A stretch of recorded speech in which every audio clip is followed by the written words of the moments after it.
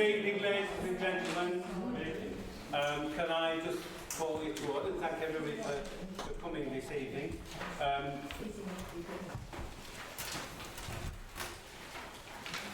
I just need to check for a start, looking through the pieces of paper. Where's Minister Speakers? All right, sorry, I thought that was a list of conditions. Could I just check? I've got Robert Hodgkiss.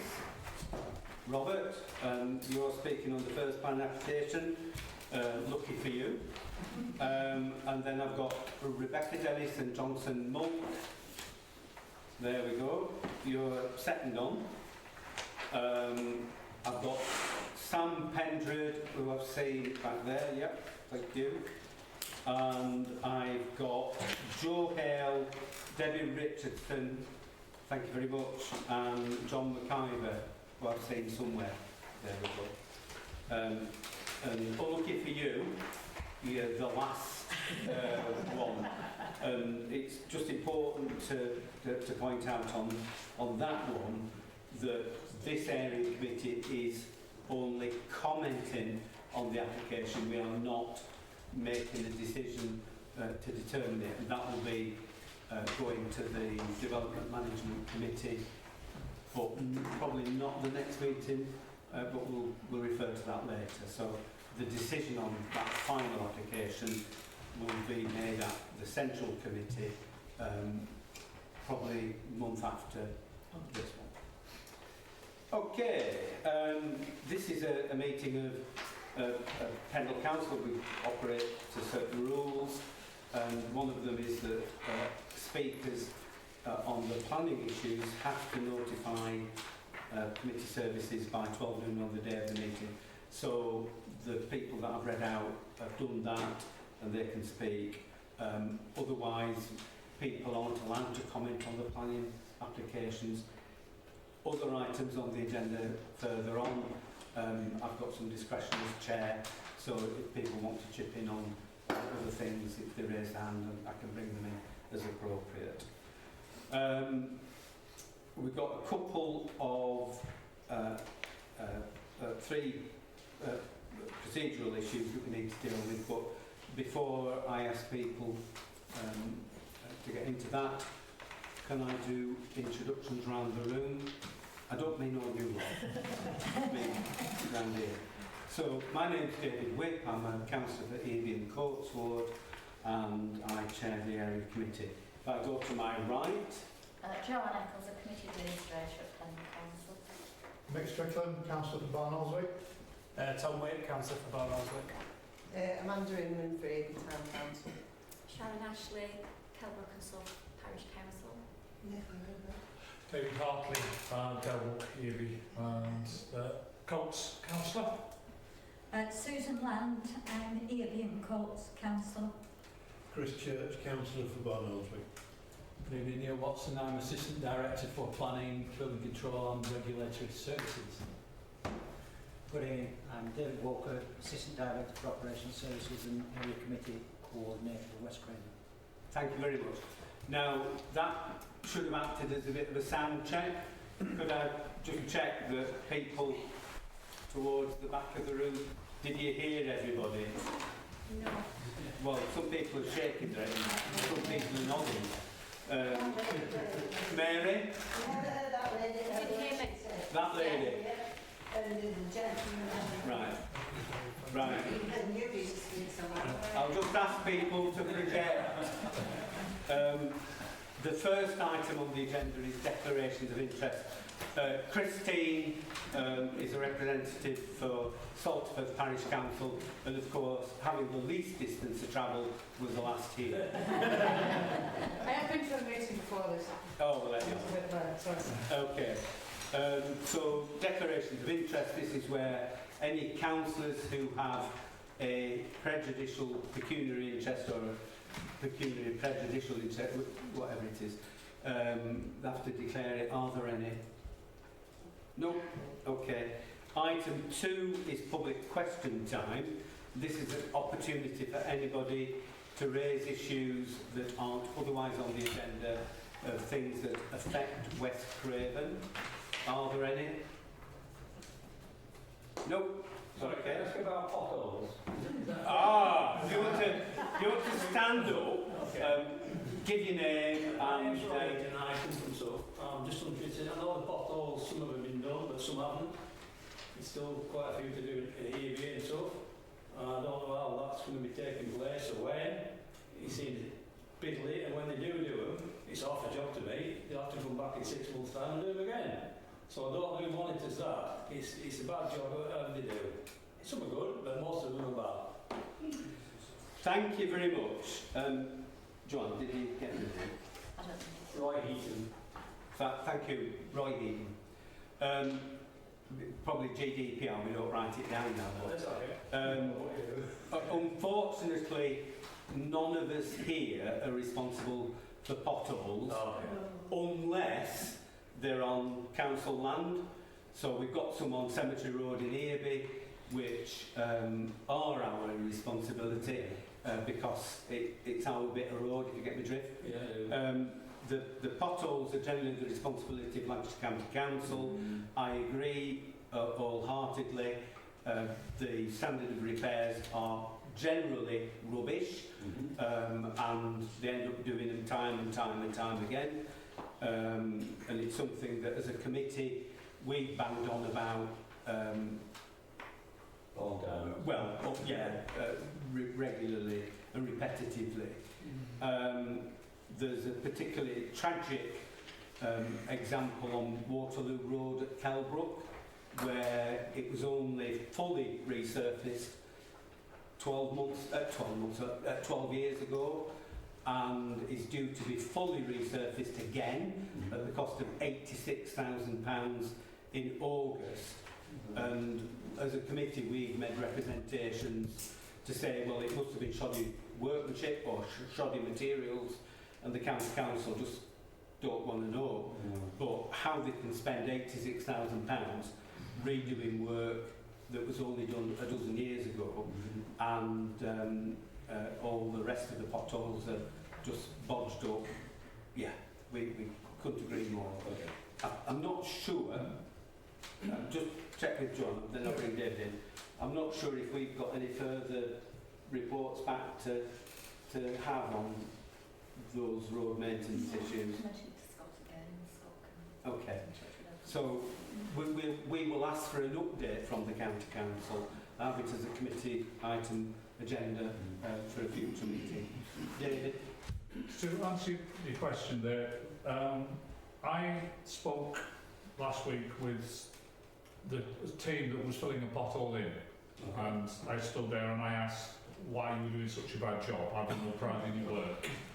And they turned around to me and said, we want to take our time, we want to do a good job, but unfortunately we've got so much to do that it's just a case of ticking boxes to meet criteria to say X amount of potholes have been filled at higher level, and they've just been told just to throw the stuff in, tap it down and run to the next one. The guys were ashamed of what we were doing. They said, we really want to dig it out, we want to get down and do it properly, but we've been told from a high level that we've just got to do that because it's ticking boxes at County Hall. Okay. Thank you for raising it, Roy. I dare say the whole room could get going on. Unfortunately, we do have several other items on the agenda, so we'll move on. Unless there are any other public question time questions. No? So item 3 of the minutes of the last meeting, are we agreed that those are a correct record? Is it moved? Apart from the date. Apart from the date? What's wrong with the date? 2003. Oh. Joanne! Well, no, yes. Thank you very much. Right. Wonderful intervention. With that amendment, can we approve the minutes of last meeting? Thank you very much. It does actually say 2024 when you get to all the other headings. So there you go. Yeah, thank you. Right, item 4, police matters, and we do have an apology from the sergeant who is otherwise occupied and we won't have any local policing officers or PCSOs on duty tonight. So we have his apologies. In emailing his apologies, he wanted to say, because he'd been policing the Bands on the Square event, and he wanted to say that he thought it was a good event, he thought it was well organised, and that there were a couple of arrests in Barnoldswick, but they weren't to do with the festival itself, and he thought it was a really good family event, and I think in response we could thank the police for their policing operation. Christine, they had police horses there, and they were impressive. They didn't actually come into the event. They said they didn't like the music, but you know, can't please all taste, can you? So I think if we can just sort of resolve to thank the police for their policing operation. Yes. Thank you. Are there any other policing issues that people want to flag up? Chair. Yes. Just to reiterate the request for an action plan around the data that they're providing for us. I know we haven't had any senior police officer attendance since, but if we get the sergeant or the inspector, then I think an idea will be an action plan to describe what we've done in the background or what we're doing with high numbers, etc. Yeah, thank you. Anything further? Are there any community safety issues that we want to pick up on? There's one which I became aware of yesterday with the arson. All like the arson, yes. Yeah. Yeah. David, do you want to just say? Yeah. Yes, basically we had an arson attack at the cricket club yesterday evening. 5 youths, approximately 15 to 16-year-olds, that had taken the roller from the side of the grounds and moved it onto the cricket wicket, and then proceeded to light a fire against the garage, where the trees had been cut down next to a resident's garage. It wasn't the cricket club's garage, it was a resident on the end of Riverside Terrace. One of the neighbours saw them doing this and rang the police, and while the police were on to set the fire, the police said, we'll call the fire brigade. The fire brigade were there within minutes. It was amazing how quick they were there, and they handled everything brilliantly well. But unfortunately, the cricket club, their CCTV only goes so far, and it didn't cover the gate to the car park where these lads made their escape. So, but it was dealt with very quickly, and apparently it's a thing that happens every year. You get a different set of youths that tend to come in and just have a go at building fires. I know I spoke to the local veterans group, and they said maybe we could reach out to the local youths and teach them some proper bushcraft.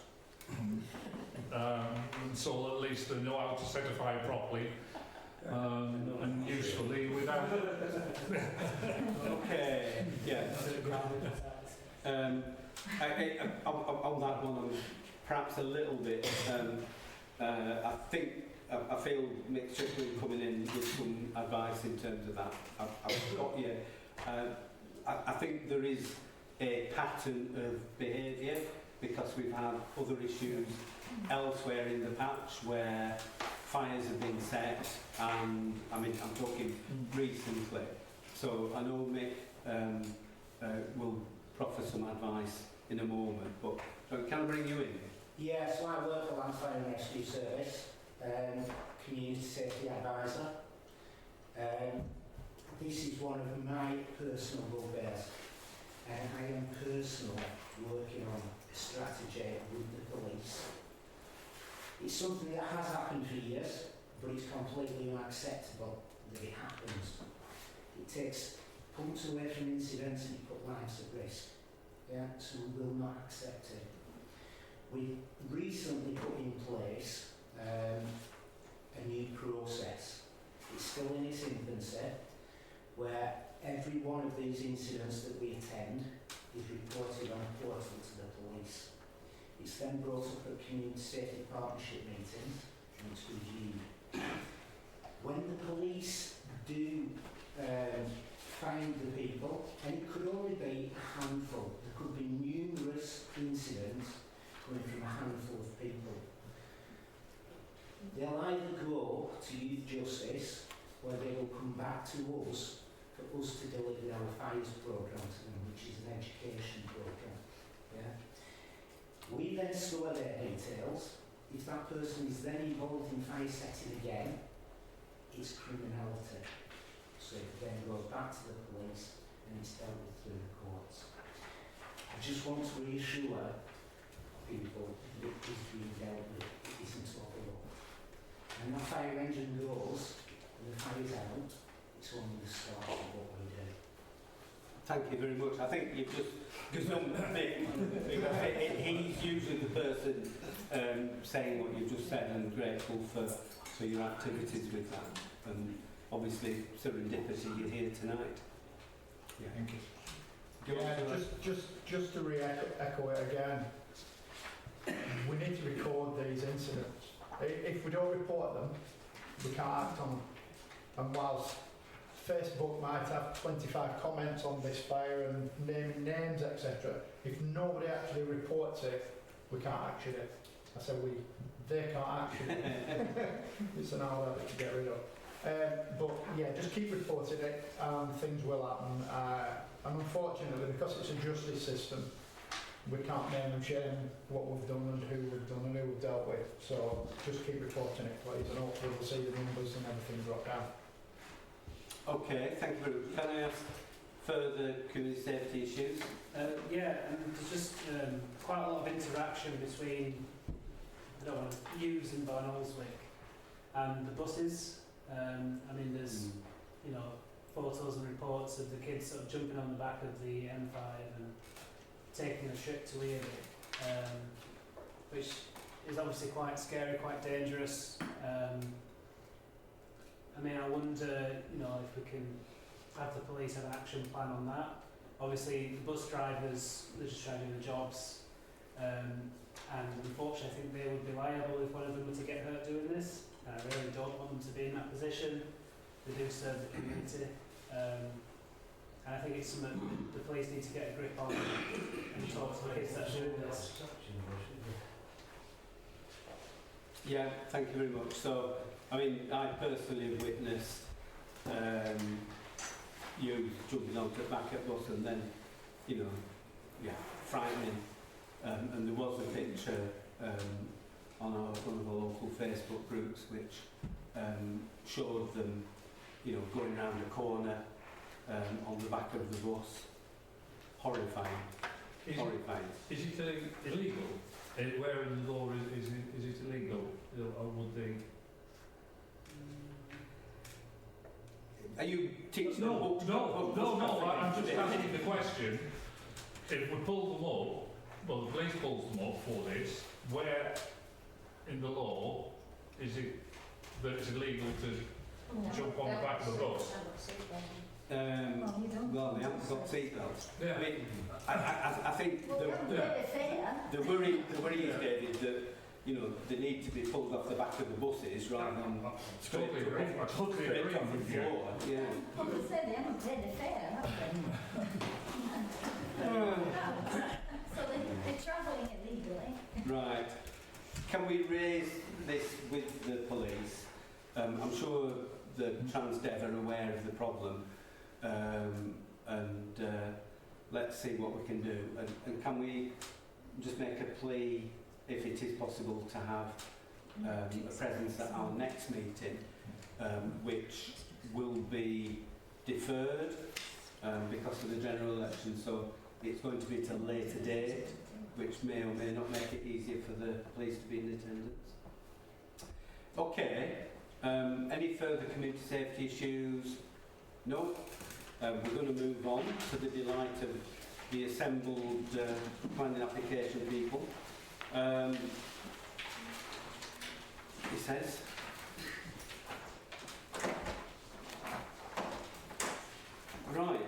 first planning application we've got is for the erection of a detached garage and workshop at Booth Bridge Cottage, Booth Bridge Lane, Thornton in Crven.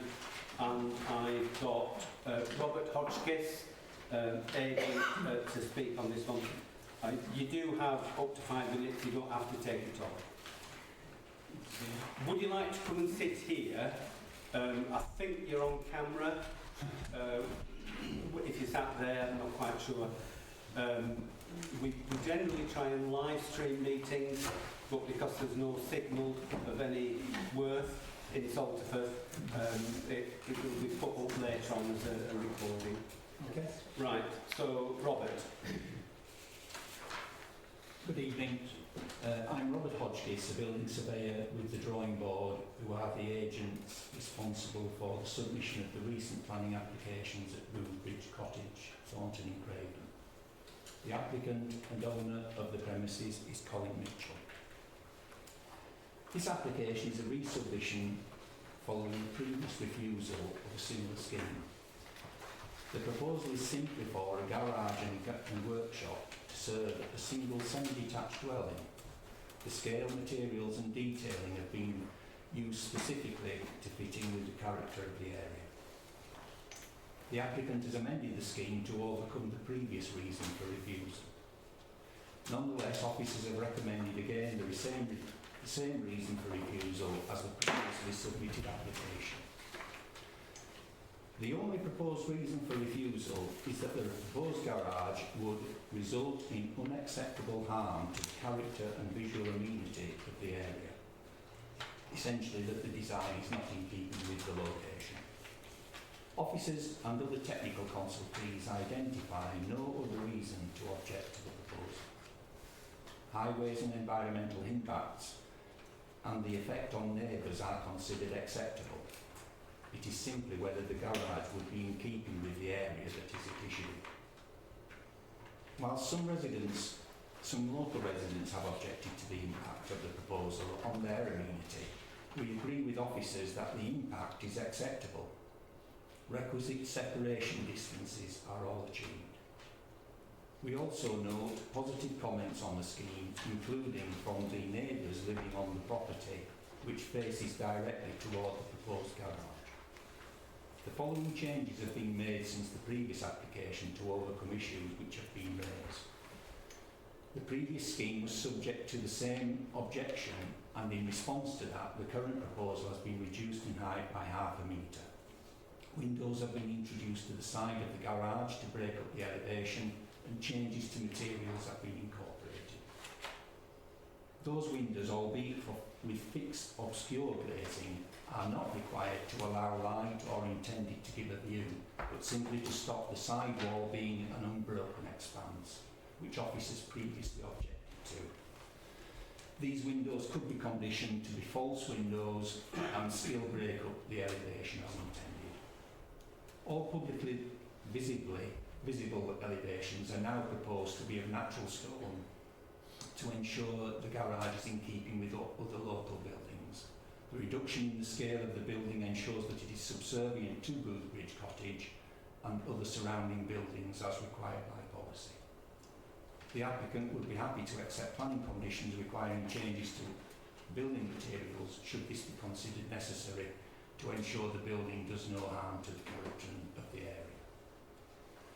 Planning guidance requires that in this area, development should round off existing settlements or significant grouping of buildings. Be contained within valleys, avoiding prominent locations visible from surrounding countryside. Walls should be in natural colours, roofs in dark grey or blue or stone coloured. Simple details to openings and roof edges with boundaries to have substantial hedges of locally native species or dry stone walls. And garden areas should be sited to avoid screen fencing, decorative planting, sheds, conservatories and other ancillary domestic uses that are prominent in views from the surrounding countryside. The current scheme ensures that this is the case. The reduction in the scale of the garage from the previous application ensures that it would not be prominent or dominant feature of this rural lane. The proposed garage would not be incongruous, but would appear as another domestic building in a group of buildings in this location. Its visual impact would not be significant, and the use of vernacular materials and domestic scale ensure that it would be in keeping with the character and the rural nature of the area. We reiterate that the proposal is simply for a domestic garage and workshop to serve a single dwelling. The scale, materials and detailing have been used specifically to fit in with the character of the area, and we would be happy for the application to be postponed to enable your committee members to visit the application site before determining. The proposed garage would be in keeping with the character and visual amenity of the area and would consequently be in accordance with the development plan. We therefore request that you grant planning permission. Thank you. Thank you very much, Robert. I'm going to ask Mr Watson for his comments, but before I do so, just to ask any committee members if they have any questions for the applicant's agent. No. Robert, if I could just ask you to sit back. So, Mr Watson. Thank you, Chairman.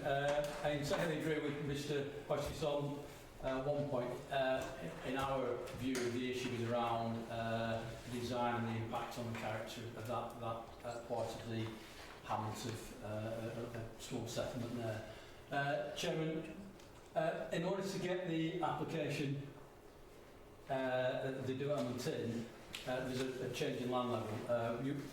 Members were on site today could see that. That's going to have to involve taking the existing hedge and wall out, and that would have to be replaced. You can do that by condition.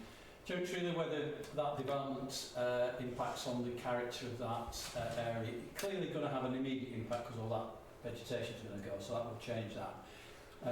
The issue really is you can have a relatively long length of wall immediately adjacent to the highway. That's going to create some sort of tunnelling effect between the building. That's one issue to look at. And when you're going into that small group of buildings, our view is that if you could set it into the site, they haven't got enough space. It would keep that open, spacious feel about it. But it's just an incongruous building. It's set at a slight angle. It just doesn't quite work in our view in terms of design. But as Mr Hodgkins says, it is not to do with highways. Our view, that's okay. The material's fine. It is of design and whether that's an appropriate one for that locality. Thank you, Chairman. Thank you. Councillor Tomwick. Thanks, Chair. Yeah, happy to lead off on this. We did visit the site this afternoon, so thank you for the invite. Yeah, I mean, I'm of the view from the site visit that a structure like this would be in keeping with the surrounding buildings and farmsteads. That sort of construction, I feel, is fairly typical of that sort of location, and you do see garages of a similar nature in the surrounding area. So I think it wouldn't detrimentally impact on that surroundings, basically. The windows, I'm not sure what type of framing are the windows. He said they were glazed, but are they, what type of frame is it? Do you know? Through you, Chairman, my view is that was put on there just to break the elevation up. You might be of the view that the simplicity is better to have there rather than artificial windows, because you do have a large, called a bay window opposite there, and you wouldn't want people to be able to go in and use that. So be happy were members to feel the general design is okay for those windows not to be in there. I would suggest that's probably better design anyway. I was thinking high up horizontal windows would suit. Yeah, I think what has been said is that there isn't any need for the windows and they're sort of like optional. Yeah. Just on that point, generally speaking, things are have a horizontal emphasis in design around there. I'd suggest vertical might not quite be right. Okay. David? Yeah. Sorry, could I just re-ask this? The neighbours opposite, the proposed garage and workshop, did you say that they have no objections? May I speak? Yeah, bring you back in. But we're not allowed to see the author of comments. Right. However, we understand, because he's spoken to us, that the immediate property opposite has supported the application, saying they've no difficulty. Right, because that was, when we were down there, that was one of our things, to say that the garage would break up their view of the countryside. Although I'm not able to tell you who supported and who objected, I'm sure that the head of planning will be able to give you that information. You may not be able to. I'd like to agree with but I'd like to agree with Councillor Tom Waker, just to say I think it's in keeping with the area and with all the buildings that are down at the hamlet. I think in terms of materials, it certainly ticks all the boxes. I'm just reading the comments. There is a comment that says it will overshadow the ground floor of the ship and milking lathe, and there are of course two immediate neighbours. One neighbour that is on the other end of the property, and then neighbours across the narrow lane, and I note the objection that removing the hedgerow and erecting a blank wall with the ship and milking lathe will create a tunnelling and urbanising effect, which is what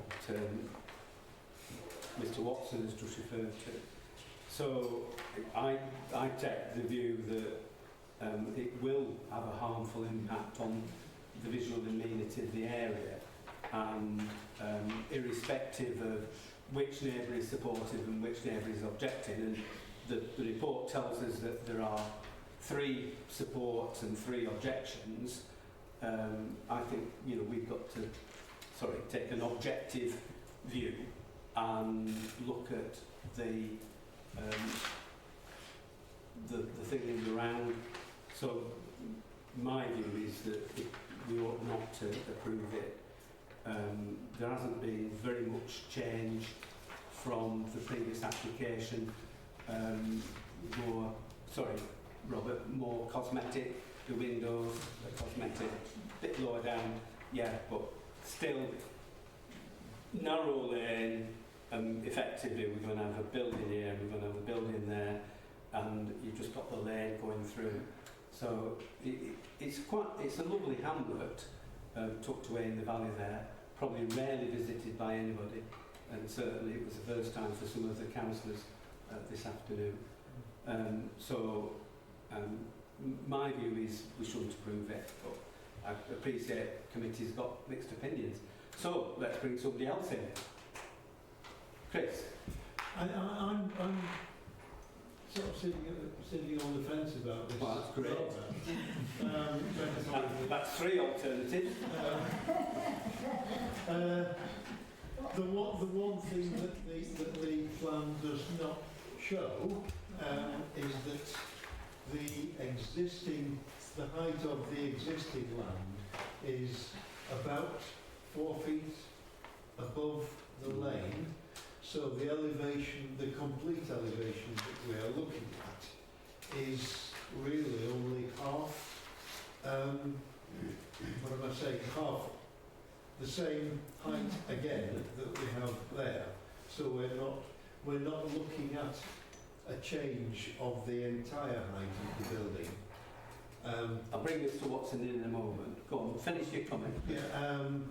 So it's probably just worth considering in terms of impact value, that if anyone is looking at the plan, that is the case, that there's only going to be about a couple of metres above the ground level, and that, of course, in terms of the tunnelling effect that you speak of, then that land is there already, so you have the tunnelling effect to about 4 feet height anyway. I would say, well, but that was a hedge, and it will become a stone wall. But Mr. Watson. I misunderstood what Councillor Church was saying. I thought he was saying you're building on top, but it was the other way around. So, Okay. I misunderstood. Question for you, Mr. Watson. There was an existing outbuilding there. How many square feet was that, and how many square feet would the new development be? The development, I haven't got it in exact figures. The building that was there was small, I would say a quarter to maximum a third of what was being proposed, but it was certainly less in height. I haven't got drawings of that, I'm afraid, to show because it's been demolished as part of this house extension. We could. You're volunteering to come in. If you've got a plan or something like that, we could handle Well, that. you should have the plan. I submitted the existing Our problem, outbuildings with the application. yeah, Robert. Our problem here is that the Tinterweb, has forgotten that Salterford exists. So we don't have access to the full planning portal. No, but I thought you'd bring existing and proposed drawings with you to this meeting. Chairman, as I said, it's a small outbuilding. I haven't done the calculations anyway, even if I had the plans, I have got the calculations. But it certainly isn't the scale and size of this, and it's not on the area of land that this is going to occupy. It was a modest building at the side of the gable end of the property. Thank you. Okay, Susan, you've not spoken. I haven't. I was of a mind with Tom, again, that I couldn't really see a problem, but is there any way that some sort of landscaping could be done? It's right next to the I highway. understand that, yeah. Is there any wriggling? It is literally on the boundary, so it would be virtually impossible to do that within that red edge. Well, you couldn't do it within that red edge. Yeah. No, I mean the lane is there and the building is slap bang next to the lane. Yeah, I'm realising it could be moved over slightly, but obviously not. Okay. I'm going to come to Mick as another committee member who did not make the site visit for this one, did you? No, I didn't. But you have been down Boothbridge Lane before. I have, and I know of its existence, and I know the small little hamlet that's there.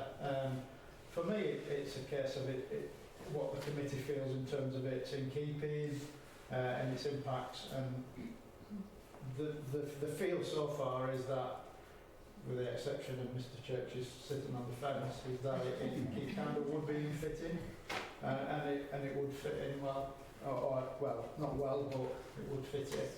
No, I very much digress from that. I think it would be not fitting. I'm looking at it blind, I'm looking at the plans without being there and seeing it, but I guess our ask is there anything that we can agree here now moving forward that we might want to include in it to make it more fitting, or is it, are we at where we're at with it? I mean, I struggle with the window concept, if I'm honest. Why would we put windows in if they're not? I think the windows are there to give a bit of variation. Soften the elevation. That's the intention, Yeah. So Mr Watson, the windows at the moment are tall and narrow, with wooden framing, or? Well, we could condition, I haven't got exact details, but they would be wooden. But again, as Shotski said, you might want to block them up as well, because you won't want people looking through those into the living environment of the people opposite. Although it's a garage and will be fleeting, but you could condition obscure glazing, etc. Right. If you wish to. I think that's a secondary issue to the one of just general design. Tom, can I ask you to go on a messenger mission, please? Because the agent wants to convey something to us, but I'm conscious that I can't really bring him back in again and again and again. So it's writing a little note that you can then read out. Well, Tom's used to doing this.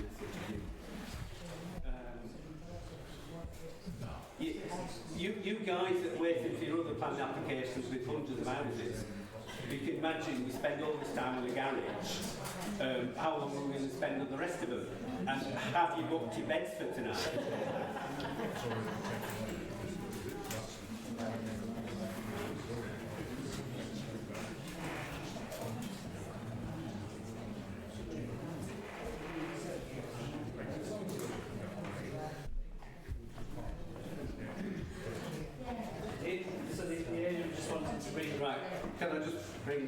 The agent just wanted to reiterate what he did say previously.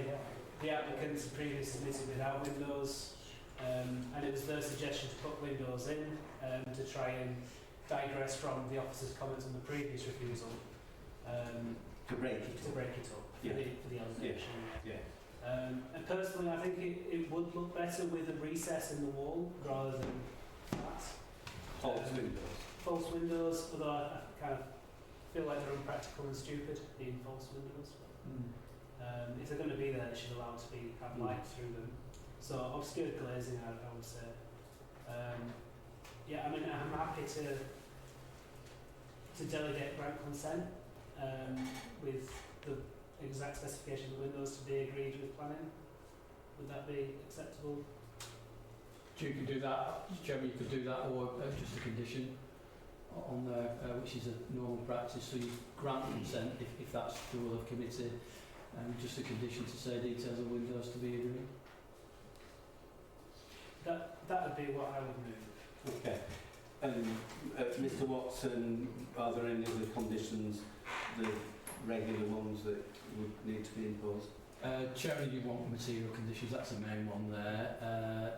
No openings to be inserted into the side elevation in future so that you protect the amenity of the big window, the big barn window opposite, and then probably surfacing of the access out onto the carriageway.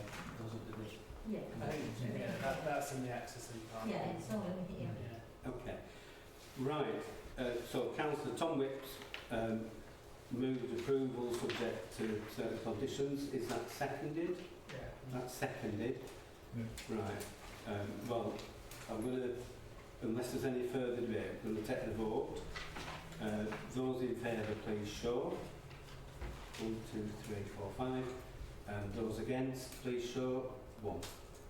So that application is carried, and Mr. Watson will be issuing a determination notice in due course. Thank you very much. Thank you very much. Moving on.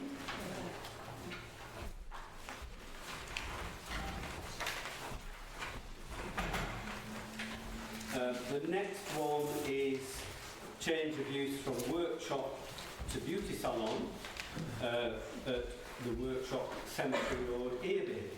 We don't have any speakers on this. Mr. Watson, would you want to just introduce it, please? Yes, Chairman, I don't know, I've got a photograph of it. There's a small workshop above which there's a residential unit. It's on a corner. It's got a very small area in front of it. It serves the workshop, flat and the property adjacent. So it's already a workshop. They wish to use it as a beauty salon. The issues raised are there's noise emanating from the workshop, or potentially is this a compatible use in that location? We believe that it is. Chairman, it's already commercial use, so commercial to commercial is fine. The issue is about car parking, and I know there's been comments raised, particularly from neighbours around car parking in the area. There is a car park opposite. I believe it's the parish council who own and control that.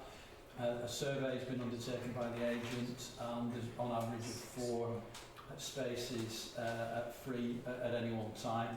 It's not a car park designated for any particular use or a business use, but so, I mean, even were there not to be a car park, the issue would be it's a workshop. Workshops to beauticians, you can have people in and out. The nature of the vehicles will change. Because the workshops like to have vehicles in the morning and material deliveries, etc. to staff, and then people coming in having their nails or like me have their head and whatever. Even were there not to be a car park, Chairman, I think there's a case for approving it on the highway safety grounds anyway. Those are the main issues, Chairman. Okay, so on this one, the recommendation is to approve subject to certain conditions. Councillor Tom Wick. Chairman, yeah, thank you. Although I am sympathetic to the comments from neighbours around parking, I know it's bad around there. I do think the arguments for the site, being that the customers would be from the local area, it wouldn't be every customer that drives the car every time, and there is, from the traffic survey, parking survey, I should say, sufficient parking for those ones that aren't maybe as local. I think it would be acceptable, and I'd agree with the officer's recommendation in this case. Okay.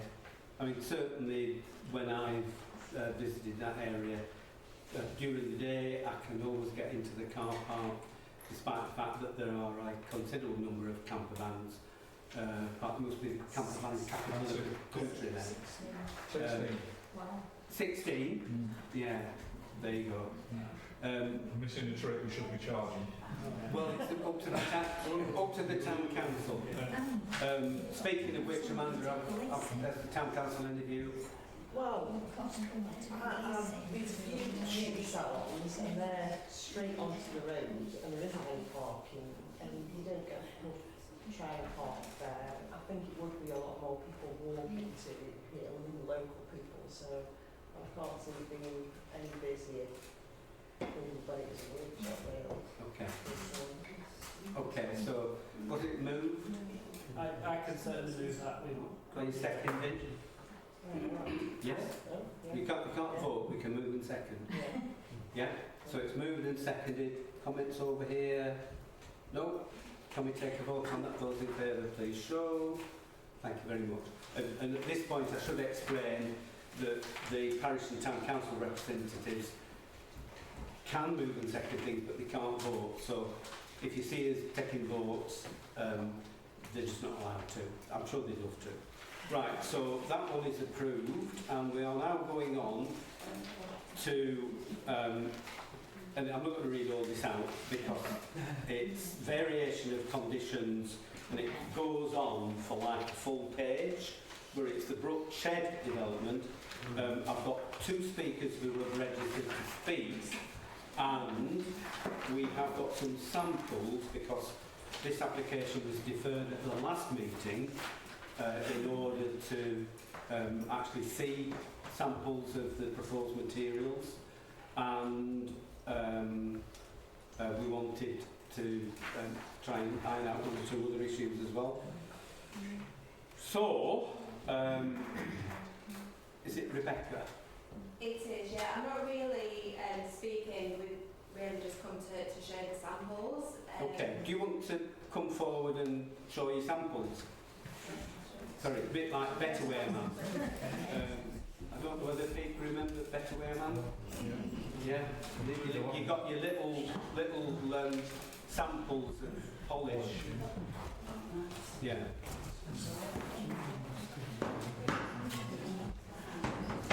Do you want to explain about the windows and the doors? Right. So you've got 5 minutes between you, so it's a double line. 5 minutes. Yeah. So I've obviously had discussions earlier today. What we're proposing is that to keep the site consistently in terms of the green windows, wrap windows and the green doors, proposing all 50 plots will have the same colour. But obviously amending the fascia from obviously green to black to break that up and obviously to tie in with the rainwater pipes obviously, and the meter boxes. So that's the kind of proposal, obviously. So instead of just obviously just doing the 13 at the front, we're talking about doing the whole 50. So they all will look exactly the same. Okay. John, can I ask, and I'm sorry that we're breaking your presentation up.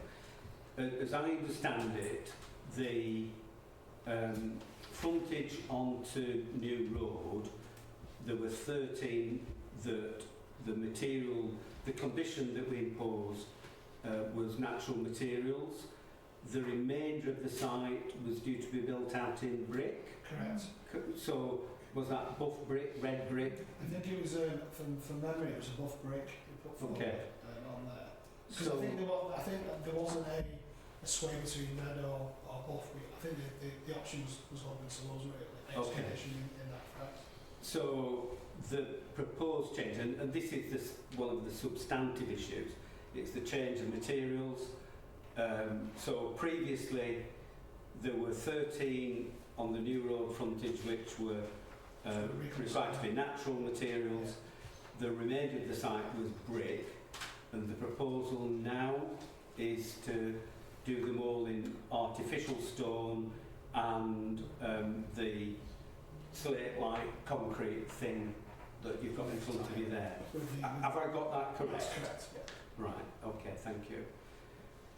Do you want to elaborate on any of the variations that there may be? There's the flood work requirement, that's a change. In terms of the flood. Sorry, I might have got this wrong. Say again. 19. Is condition... Yeah, flood resistance measures 19. Yeah. Flood resilience measures. To remove the conditions measures at the level of the sites. I was on the site today, not in Yorkshire.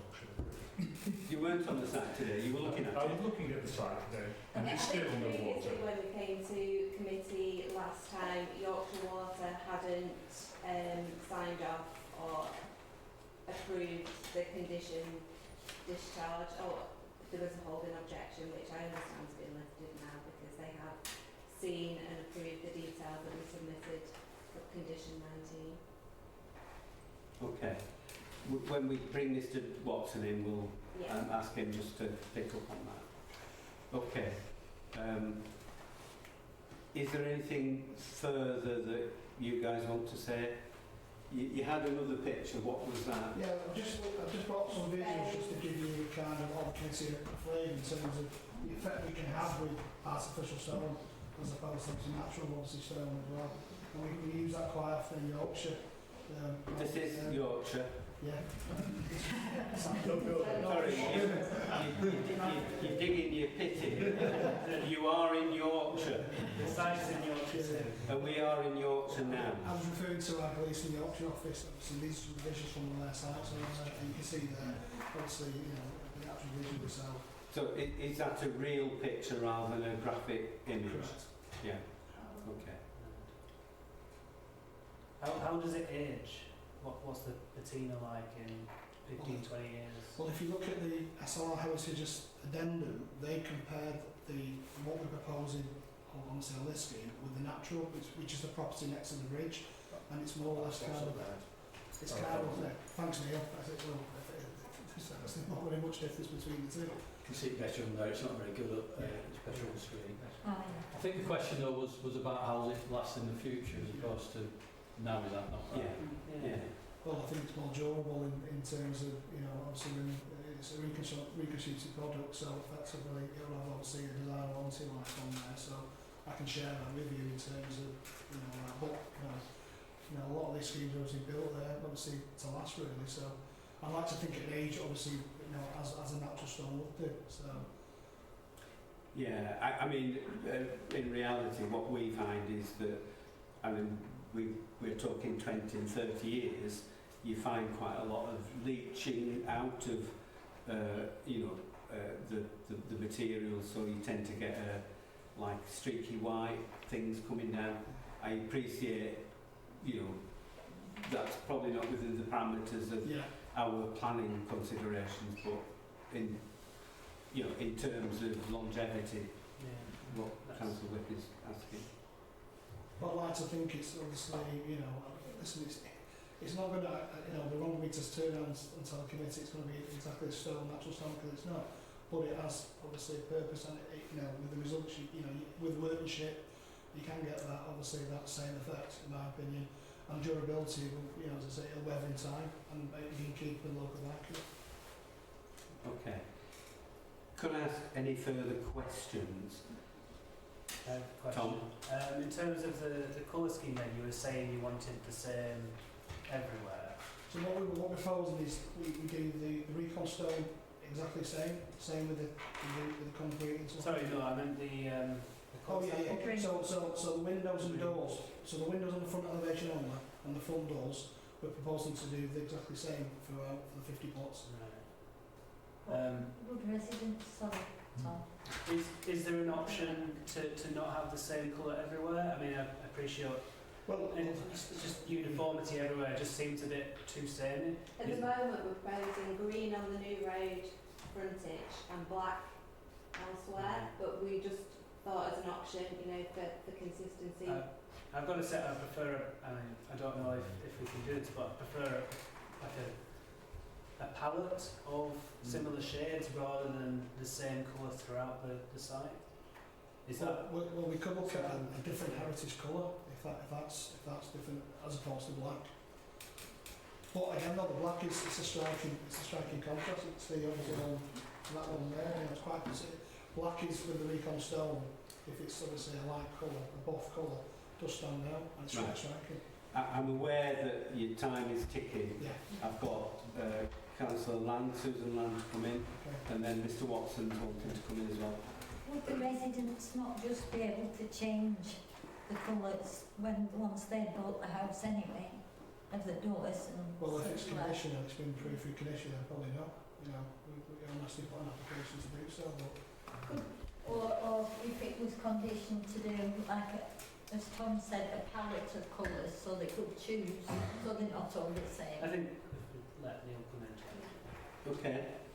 Chairman, I might support cycling. I cycled through Clitheroe a few times, and there's an estate there. Hang on. It's you can do an anecdote. It is, and it's got white windows, and it's just near a hospital, just outside of Clitheroe, and it looks awful. I've got to say, right up, no recessing. Yeah, it is. It looks it's dreadful. I think green on the front would work well. You need a different colour. White plastic doesn't look great on, so that's fine. Chairman, I would just the estate we've got now that's built here, the former Silent Night one, that's got uniform windows and the door. That's more that direction. Is it that direction? So It's there somewhere. I'm become somewhere. You can't miss it. No, seriously, that has darker windows on there, and it works far better than other estates I've seen. We've got in Nelson, for example, with reconstituted stone, and it does actually work. I think it will work. Whether it's uniform, you want a palette. I think a palette can look a bit odd as well, unless you get it absolutely right. But dark materials does work on the whole of that estate. So my view would be along the front, green. It's a heritage colour. I don't know why green's a heritage colour, but it is. You have it throughout the Lake District and other areas. It works well with that colour. Dark at the rear will give it a bit of depth, and I think it does work as an overall colour. So there was an anecdote about cycling, but it was really about what works in design terms. David, are you wanted to come in? I have, yes. Yeah. I'd like to say your houses look absolutely awful. I really think they are not in keeping with the area in any way, shape or form with your plastic bricks, reconstituted bricks. I just think it's if these go through, it's a disgrace to the area. And the fact that you demolished and then turned hardcore into great Yorkshire stone that would have built the entire 13 houses, including slates, on the front of Brook Street, it really just baffles belief. It's a crime.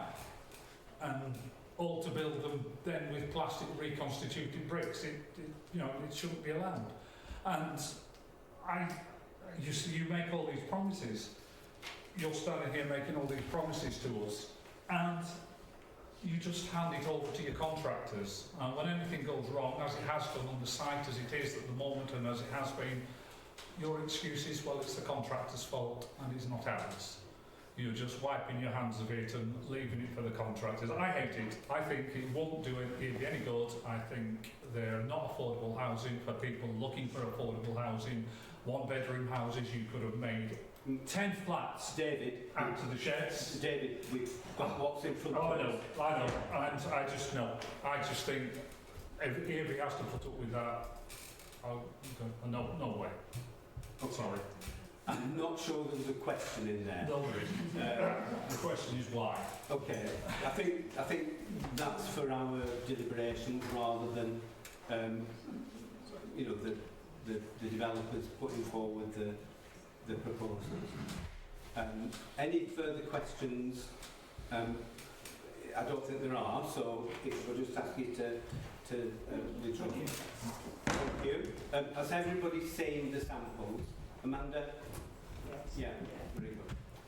Okay, I think I just need to remind committee that there is a consent for this development, and this application before us today is for a variation of the significant issue of which is to change the, I can't just think how many properties there are really. So 13 properties were required to be built with natural material. The remainder were to be built in brick, and the proposal now is to build out the entire development in artificial stone rather than brick or some stone, and the concrete slates throughout, which most of them had concrete slates before. So that's the proposal before us. And Mr. Watson, can you first of all pick up on the issue about if there are any variations to the other conditions which are requested, and then secondly, there is an update that Councillor's got in front of them. Can you just spell out what that says, please? Yes, thank you, Chairman. It is to vary the materials. That's the fundamental aspect of this application, to vary the materials on the frontage. The others are to discharge the conditions. When planning permission was granted, it was granted subject to a group of conditions, several on flooding. So, Chairman, you look at condition 19 on flood resilience. When you get more detail and you commission more work, then a modelling, etc., that they've had to do to discharge the conditions. Sometimes you will get to a point where a condition may not be necessary. Chairman, extra flood resilience would be things like building plots up or building land up to have that resilience. And the modelling that's come in, and I'm not an expert in it, that's why I rely on Legal Local Flood and EA, who said actually what's being proposed is resilient enough and acceptable. So I can't go into a lot more detail because I'm not a technically qualified hydrologist, but that's the clear advice we're getting on that. Chairman, what we've had today, and we're going to get some more tomorrow, as I understand it, are some very minor variations to design, things like just changes to rear patio doors, etc. Nothing of any consequence, and they will normally be non-material amendments to they will be that minor. I've got, I don't know, 15, 20 plans. I can't go through each one of those, Chairman, individually, but they are minor variations. Okay, Chairman. Right, thank you very much.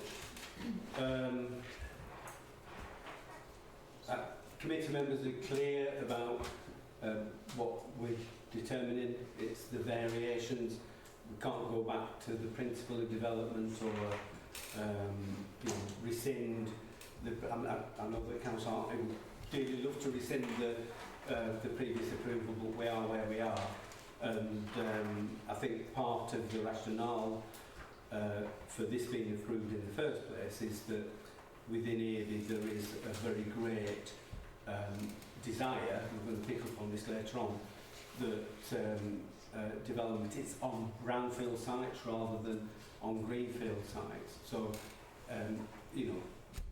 things are balanced out and we are where we are. So, who wants to kick off? Apart from David. I've said my piece, and okay, I just think we should stick with their plan, and that it should be natural at the front. They had the stone, they had the slate, they destroyed it. More fools then, so why change it? Okay, well, I think we are where we are, and to some extent there is a benefit in not building in brick, but having said that, Green End Avenue has the red brick floors there, so there is a variety of materials in that area which it isn't uniformly stored, and I think that's an issue as well. Just before, hopefully this will be helpful, there is a way of assessing applications, and were this to be, I'm not suggesting refusal because obviously I'm recommending approval, but were this to be refused, there is a way that applications are assessed and a way that an appeal will be dealt with. The applicants accept that there's an impact on the heritage asset. You have to balance that impact against the benefits that this would have. Now, we've done several appeals as a committee and as a council where you have to look at it is brownfield. It is got a building supply chain. It's creating houses for people that we need.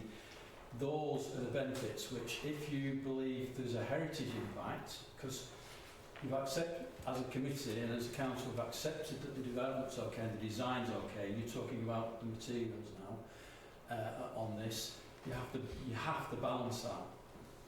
That's what the legally we have to balance. Legally, you have to balance that. So you have to say why, if there's a heritage impact, that would outweigh the benefits. Now, you've also to look at viability, because that's what planning policy says, and the developers have come in with an assessment to say not viable, you can't make it viable, so you would lose your scheme with that. So those are the balancing exercises we as a planning authority have to do, and if it's refusal we would have to show an inspector that we've done that balancing exercise properly and come to a conclusion that the heritage impacts outweigh the other benefits. Now, the advice I'm giving to you is, yes, there is a heritage impact, but the overall benefits, in our view, tip that scale. Thank you very much. Mr Watson, can I raise an issue that we flagged up at the last committee meeting, and indeed when the approval was granted originally, and that was, there was a rider on the approval that committee wanted to achieve a pedestrian / cycle route through to Longroyd Road by the gable end of Mostyn Avenue there, and there's been various discussions with the developer on that. Have we any intimation from LCC about whether they would be supportive of that suggestion? And I say that in terms of the master plan, where the master plan has an aspiration to have such a pedestrian route through from the end of the site into Longroyd. Chairman, I haven't got a particular position from LCC. I'm sure they would support anything that's sustainable, and having walking routes and interconnectivity is clearly sustainable. That's part of national and local planning policy, Chairman. And obviously having a master plan with those aspirations in place helps to say that it's not through a public exercise, and it will give it some veracity. So I haven't got explicit yes or no from the county, but I think you as a committee can say that it clearly is a material consideration and a matter that is legitimate to planning. Okay. Right.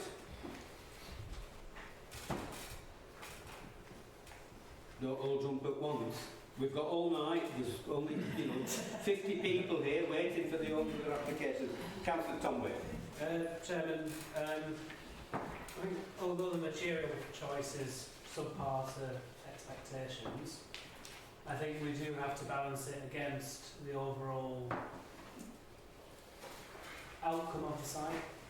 And I think on that balance, I would tend to the view that it's acceptable. Not by itself, but purely as part of the overall site, which we want to see developed, and we want to see the benefits from that. I mean, I accept the point that Neil stated that they've come to the point through a review of the finances that viability, that it wouldn't stack up otherwise. And Mr. Watson, I mean, are we at a point where we just have to accept that as is? There's no wriggle room there at all. Viability. Chairman, we've had our qualified surveyors, valuers look at that. There's no science, absolute science behind it. There's a lot of science, but it's not you fill boxes in. There are elements where you to make professional judgments. The surveyors, our surveyors, independent of obviously the applicant, have said in their view the value judgments made in that are reasonable. They can't say that anything's there to particularly make it biased towards the developers. They think that the inputs are reasonable. Okay. Yeah, I mean, on that, I would accept or move that we go with the opposite recommendations here, with the proviso of the. I mean, is it a point now that we put this access path in as a, or would that be dealt with separately through planning? Right. Well, last time round, we put it in as an aspiration. It just got kicked back. So, I think we want something. Just for context, the other members. I mean, I proposed this without actually having a close look at the site, and to my absolute surprise and astonishment, when I went to have a look the other day, there is actually an access ramp with a gate at the end directly onto the site where I propose we have one. So I was quite surprised at that. I'm quite surprised that it didn't go ahead through the delegation scheme to have an access there, with that being the case, just because it would be as simple as take the gate away, put a bit back down on an already made access road, to create that footlink. So I think it is important we get that included now at this stage. Yeah, I think the developers, I can see Mr. Mull raising his hand. I know the legal bureaucratic mud you have to wade through, but I feel there is a workaround. There's a suggestion of a section 106. I mean, I'd like to pass the question to you guys. I was at 105. Section 106. I'd like to pass the question to the developer just quickly. Is that achievable one way or another? Mr. Mull. Yeah, the problem we've got here is the legalities, because the land where this footpath will sit is on unregistered land, which we don't have any control on. So, as I said to Council Whip at the time when we met on site was, if there's a way that, because it's part of the master plan LCC, we're happy to offer a small contribution towards that footpath link, but we wouldn't want to be enrolled in 106, I suppose, due to the site being already determined without 106 originally. Okay, so you're prepared to make a unilateral undertaking? Yes. Okay. It is legitimate to do this. 106 or unilaterals are commonly used. Chairman, I'm sure the developer wants certainty about the development, as do we. My suggestion is we put and we've done this for 20 years and it's worked, providing that the developer's happy with it. We put a condition on there saying requiring a unilateral undertaking at a certain trigger point, or a Section 106 agreement should say, which are unilaterals anyway, at a certain trigger point, and then we can't ask for money in a condition, that's strictly illegal, but we can ask for a 106. Provided the developers are happy with this, and I'm looking for a nod, because that might make it easier in a condition. See, the other thing as well to bear in mind is that, and I know you mentioned the gate at the end, but there is a second level in terms of our development platform and to where that level land is on the other side of the gate. So on that, I think that was what was raised. There is application where it was obviously dismissed at that time due to topography levels and obviously. Right. You said, sorry, well, I mean, the officer recommendation is that this is delegated for approval, and it seems there are various aspects that we haven't nailed down. So committee members expressed a desire in terms of materials to have more of a palette rather than uniformity, which I think needs to be hammered out. We're not going to do it in committee tonight, and I think that the issue in terms of the pedestrian cycle link can be part of that delegation, so that we need to hammer out exactly how it's going to happen. I know I've suggested there is a possibility of setting a couple of plots a little bit back, and Mr. Muckle saying, "No, we can't do that." But I think there's room for literally for manoeuvre, and we can hopefully nail down the highway authority to support in whatever way forward you go. Yeah, no, coming back to your point about potholes early on, they're not the easiest people to work with. So there's a way forward to delegate authority to Mr. Watson, subject to X, Y, Z. Is that a sensible suggestion? Chair, I think yes, it is. We can move it, the application on that way, yes, Chair. Okay. Susan, do you want to? No, I agree. Okay, all right. Would somebody put something on the table? I think I have. I mean, I'm happy with that approach. I'll second it. Okay. Right, so the proposal is that we delegate authority, I'm repeating myself, to Mr. Watson, subject to agreeing an appropriate palette of materials. We agree that the long list of conditions are discharged as appropriate, and furthermore subject to the provision of a pedestrian stroke cycle link from the access road up onto Longroyd, adjacent to Mustin Avenue. Sure, I know I can't. Section 106. Yeah, or a section, yeah, okay, fine. Yeah. What form of words around that? Yeah, okay. Yeah, it's moved and seconded. And I appreciate Councillor Hartley's probably not going to vote in favour. Those in favour, please show. Thank you very much. Those against? Okay, thank you. Both hands. It only counts once. Okay, now, you two, if you want to go, it's a lovely evening. The decision is as clear as mud. We've still got some work to do to get to an agreement. Yeah. You understand where we are, don't you? Yeah, thank you. Right. It's just gone 8 o'clock, and we're now going on to demolition of existing conservatory and the erection of a single-storey rear extension at 8 Chapel Hill, Salford. We've got Mr. Pendred, if you want to come and sit forward here. committee members did have a site visit, and it's literally that like 20-second walk over the road. If anybody wants to go and look at it, I'm sure the Pendreds would have open house. If anybody's wanting a broom, I'm sure they'd Wouldn't that be bribery? Is the cake as well? Councillor Church has said that that could be bribery. So rescind that. Okay. So it's Sam, isn't it? Yeah. You've got up to 5 minutes. You don't have to take it. Yeah, I'd just like to make a few points to hopefully help you all make an informed decision on our plan application.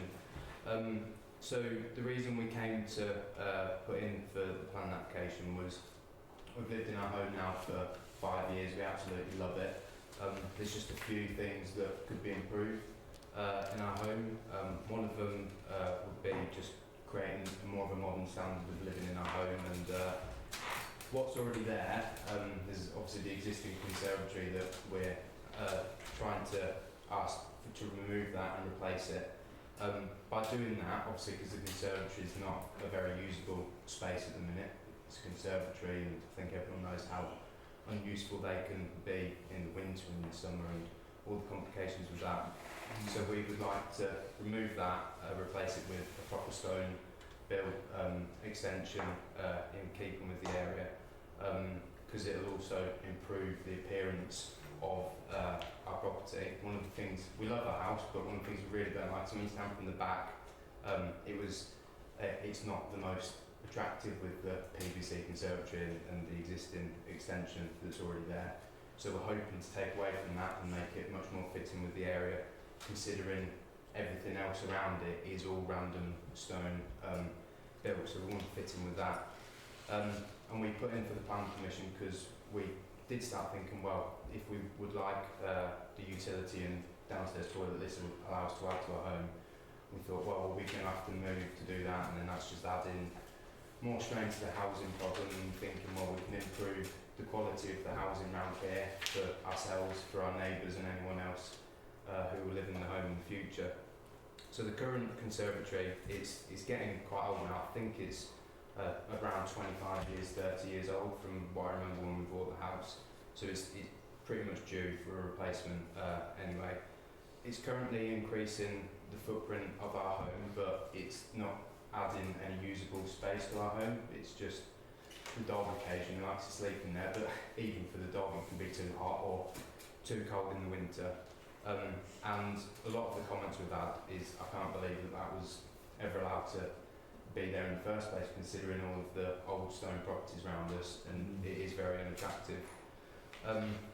So the planning permission we've put in, obviously, like as I said, was hoping to improve the standard of the housing in the area, and obviously not then therefore put us on the market to try and look for something that would be a better home for us. Removing the conservatory again removes that space that's currently unusable, and we're virtually adding no footprint increase to the house, but we're actually providing a lot more usable space in our house.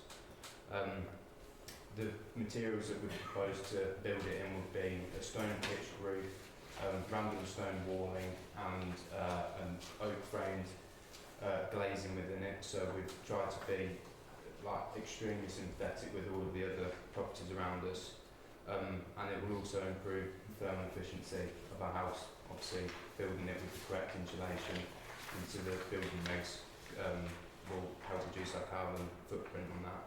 And then the last point I'd like to make, I'm hoping you've all had the chance to see, there's been some recent, after only finding out last week about the recommendation of refusal on the planning permission. Obviously we speak to our neighbours, we spoke to them before the planning went in, just to sort of let them know what was going on, and they all were like, oh yeah, that sounds like a good idea, but then they didn't really feel the need to comment, because all of our immediate neighbours that can actually see it from their house were all for it and didn't really see much of a problem or any need to comment. But obviously, since I've been aware of the recommendation for refusal, we've just been speaking to them in passing, and there's the 3 properties, so directly next door to us, and then there's a holiday cottage that overlooks our garden, and also another cottage to the side of that that also overlooks it, and all 3 of them quite actually surprised about the recommendation for refusal and all commented for hopefully supporting this application for approval. Thank you very much. Just ask committee members if they've got any questions. No. Sam, if you want to sit back there, thank you very much. This, a similar application was refused under the delegated scheme previously, so this is a resubmission, and I think there is a minor difference between the two applications in terms of the size of it. The update report that we've got does refer to 3 additional comments have been received from members of the public which were in support of the application. To my mind, it's a simple replacement of a, forgive me, grotty conservatory with a decent stone built, oak framed building which I can't see any problem with, and in fact I do think it enhances the area. So I've got 1 or 2 people indicating, I think Tom first, was it? Yeah, sure. Just say, Simon, I'm glad you said what you said, because I was thinking it looked a bit ugly as it was, and I didn't want to say it, I just sort of... Anyway, I would agree it would be an improvement in character over what is existing now. I think the principle of the development is there because of the existing structure in place. I think the material consideration here is to change from a transparent wall to a solid one. And I think that's something we have to take into consideration for the impact on the neighbours. Which, the 45 degrees, as this is the usual rule, is already impeded. And I don't think that's impeded much further. It's just a change in materials there. Chairman, I know what you've got your hand up, but I don't think we're allowed to let you back in. Yeah, I might have to do your message, I think. No. Sorry. Come on. Chair, I think on the balance, it's an improvement. There is, on weighing it up, I would go against the refusal there and move that we approve this one. I think overall the change in materials is a benefit rather than a detriment in this case.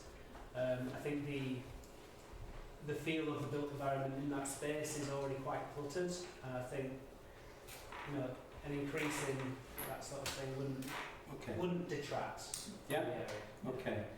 It moved, and I was looking because I thought David had indicated. No, I just want to back up what Tom's saying, that I think we would add to the area so long as you're using proper stone and not reconstituting. You don't want to use on that.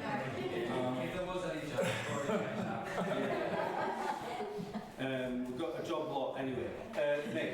I'm happy to second it, fully in support of it. I think it's a considered application, it's well informed, and I think given the building materials, they're really in keeping right back of there.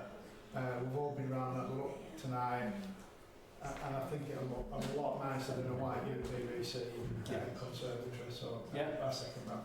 Okay, Mr Watson, just check with you. You've got no policy objections? No, very good. I think if we'd have been looking at the awful, sorry, forgive me, but that awful white rendered extension that we wouldn't be approving that, but as I understand it, that was built over 50 years ago and lost in the midst of time, so that's not on the agenda tonight, and we are where we are, it is what it is, and I agree with the proposal that we should approve this. It will be a benefit, not something that's going to bring the area down. Can I see all those in favour please show? That's unanimous. Thank you very much. It's approved and we'll send you the paperwork. Very good. You can stop for the rest of the meeting. We're going to be here for some time, so if you want to bring the brews across, you will. Okay. well, we're going to go on to the main event now. It's 8:15, and this is a plan application for comment. And I've never had one of these before, but it's a major application, but it's a hybrid planning application, and it's a full plan application for 39 properties to the north of the site, and an outline plan application for up to 31 properties to the south of the site. It straddles the township and parish boundary between Eby and Suff, and because the total number of houses within the proposed hybrid development exceeds the number that an area committee can determine, we are only being asked to comment on the application tonight. And as I said earlier in the meeting, the decision will need to be taken by the local planning authority at a meeting of the Development Management Committee, which is made up of councillors from across Pendle, of which myself and Councillor Strickland are members from West Craven. So, having said all that, I've got 3 speakers, and you've each got up to 5 minutes. You don't have to take 5 minutes. And then, as a committee, we will then discuss our comments. So it's not a decision about whether it's approved or not. We're saying this is an issue, that's an issue, whatever. And they will then, those comments will then go with all the public comments to the councillors on the Development Management Committee with our recommendation about what we think should happen. Yes, right. So the first person I've got is Joe Hale, and the hot seat is over here if somebody'd like to take it. Joe.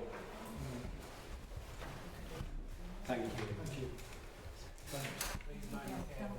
Yeah.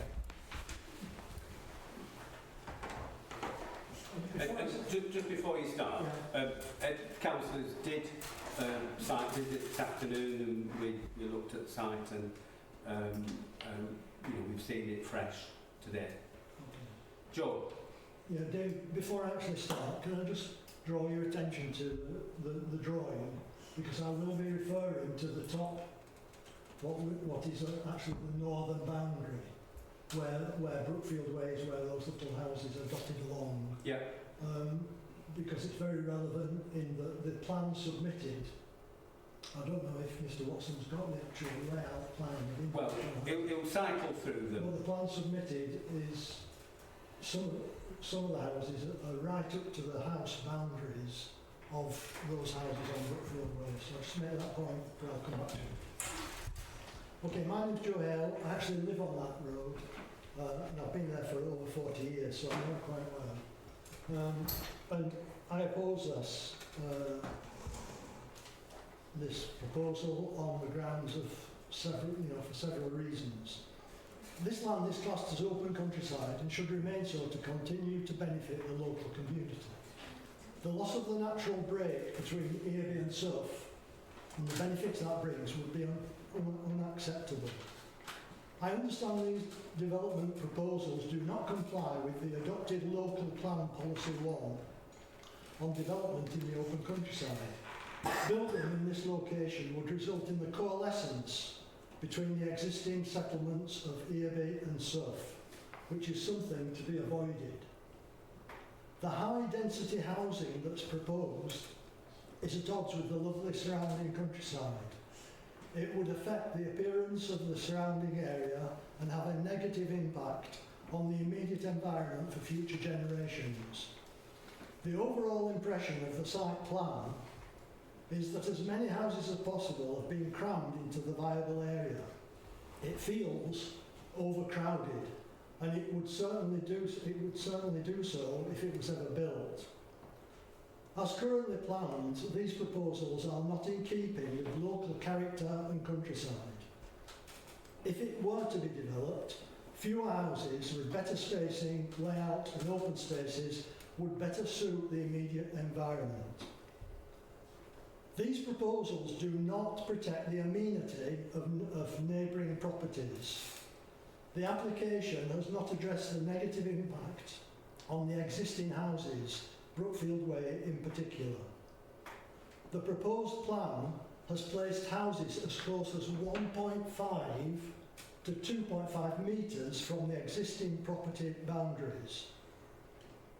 The application allows for a buffer zone on the boundary with Cone Road, but it does not allow for a buffer zone for the houses on Brookfield Way. These houses and residents would be greatly affected by the proposed development. A buffer zone is needed along the northern boundary to preserve privacy, reduce noise and increase security for the existing houses. The proposed properties at the immediate boundary with Brookfield Way should be removed from that plan. The applicant should not be allowed to build so close to the boundary of existing houses. In addition, no bin stores or heat pumps should be sited on the boundary of existing houses. I'd like to also know what fencing and screening is proposed between the existing houses and the new development. The proposals do not carefully consider the boundaries of existing homes. Also, this area of land floods and holds significant water regularly. Both the Environment Agency and the Leeds Local Flood Authority object to the proposal. The applicant's drainage plan for surface water into Newcut is inadequate and will only add to the problems downstream in the centre of Earby. Some houses on Brookfield Way can experience the downstairs toilet backfilling after heavy rainfall. Adding more houses to a system that at times is at full capacity will only make things worse. The flood risk assessment undertaken is inaccurate in stating that there are minor, localised areas of surface water. There are, in fact, regular incidents of flooding across the fields with pools forming on very heavy rain occurrence. The assessment itself indicated it did not have enough data on Newcut. Newcut actually is a stream that drains the surface water away. Joe, less than a minute now. Okay, I'm nearly finished. Climate change over the coming years will increase significantly the capacity needed for surface water drainage. Has this been allowed for?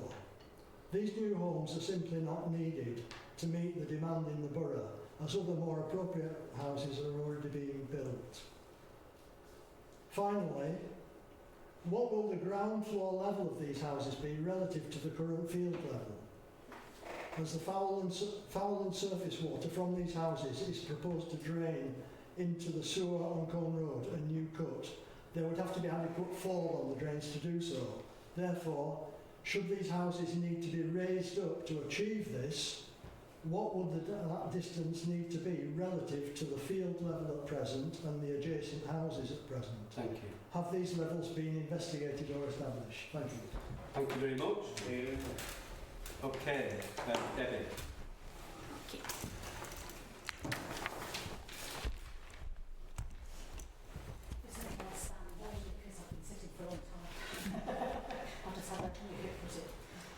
So, good evening. I'm afraid I'll repeat a little bit of what's just been said.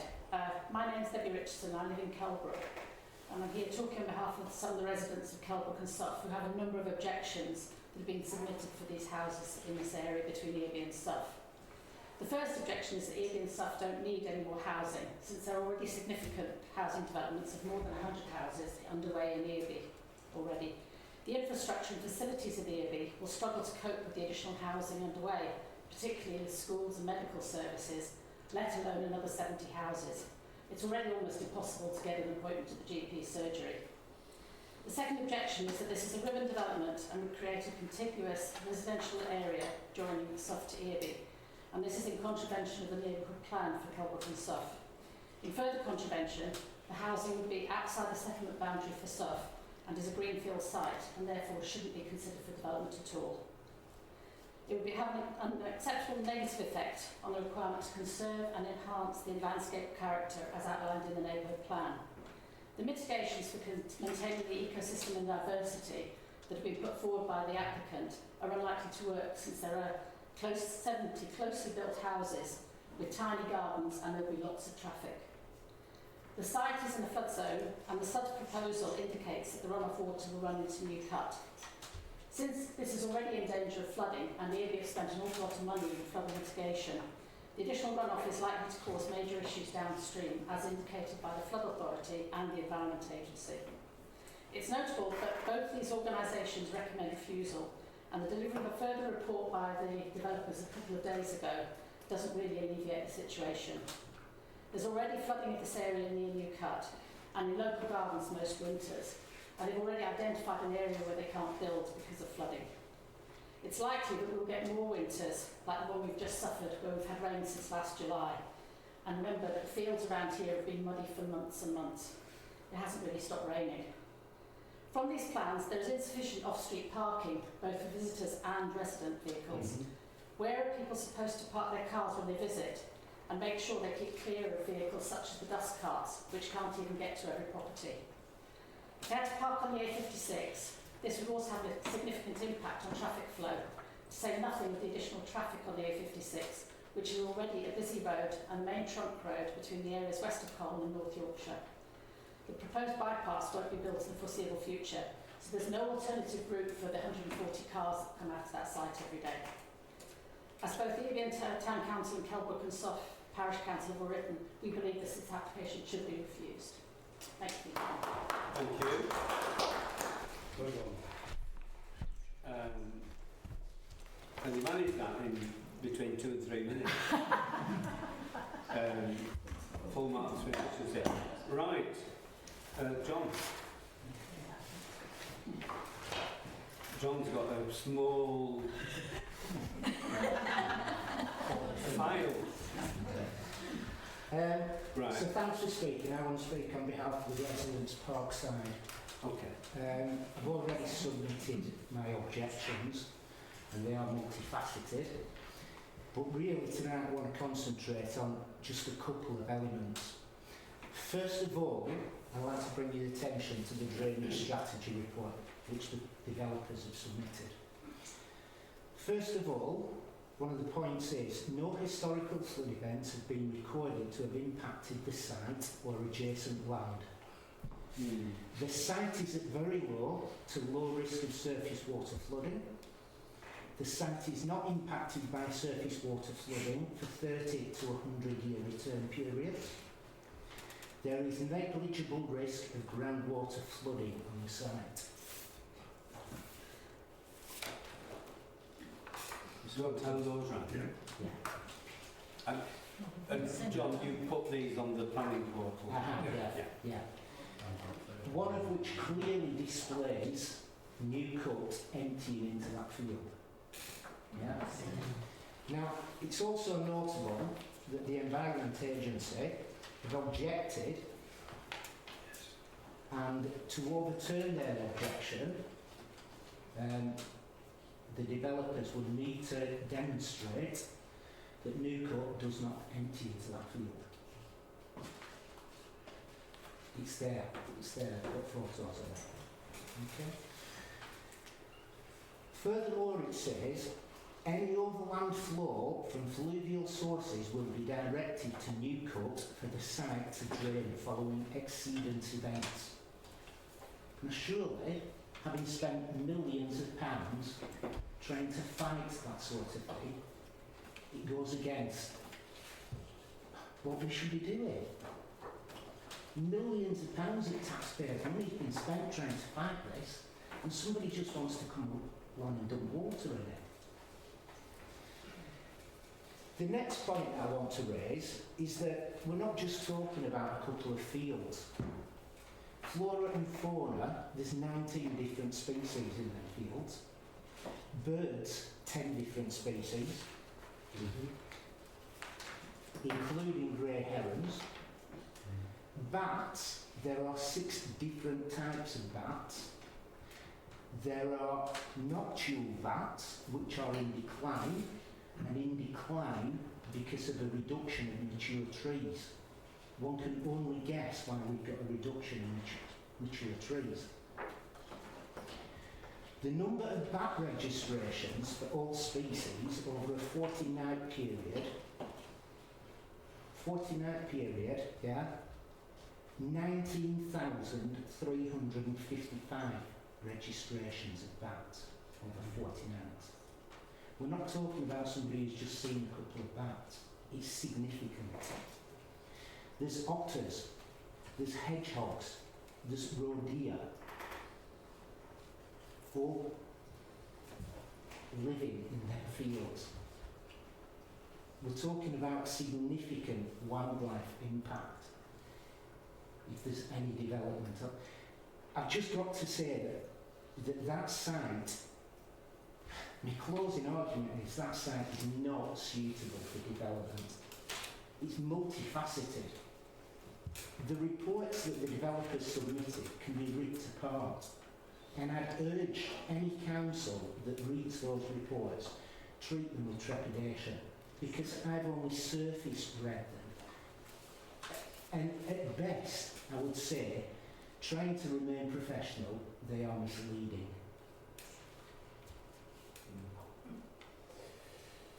That's my thoughts. Thank you, John. Can I thank all 3 speakers this evening? And we'll go on to deliberate. Just to remind committee, the only decision we're making is what comments we make, which will then be reported, and our recommendation to development management.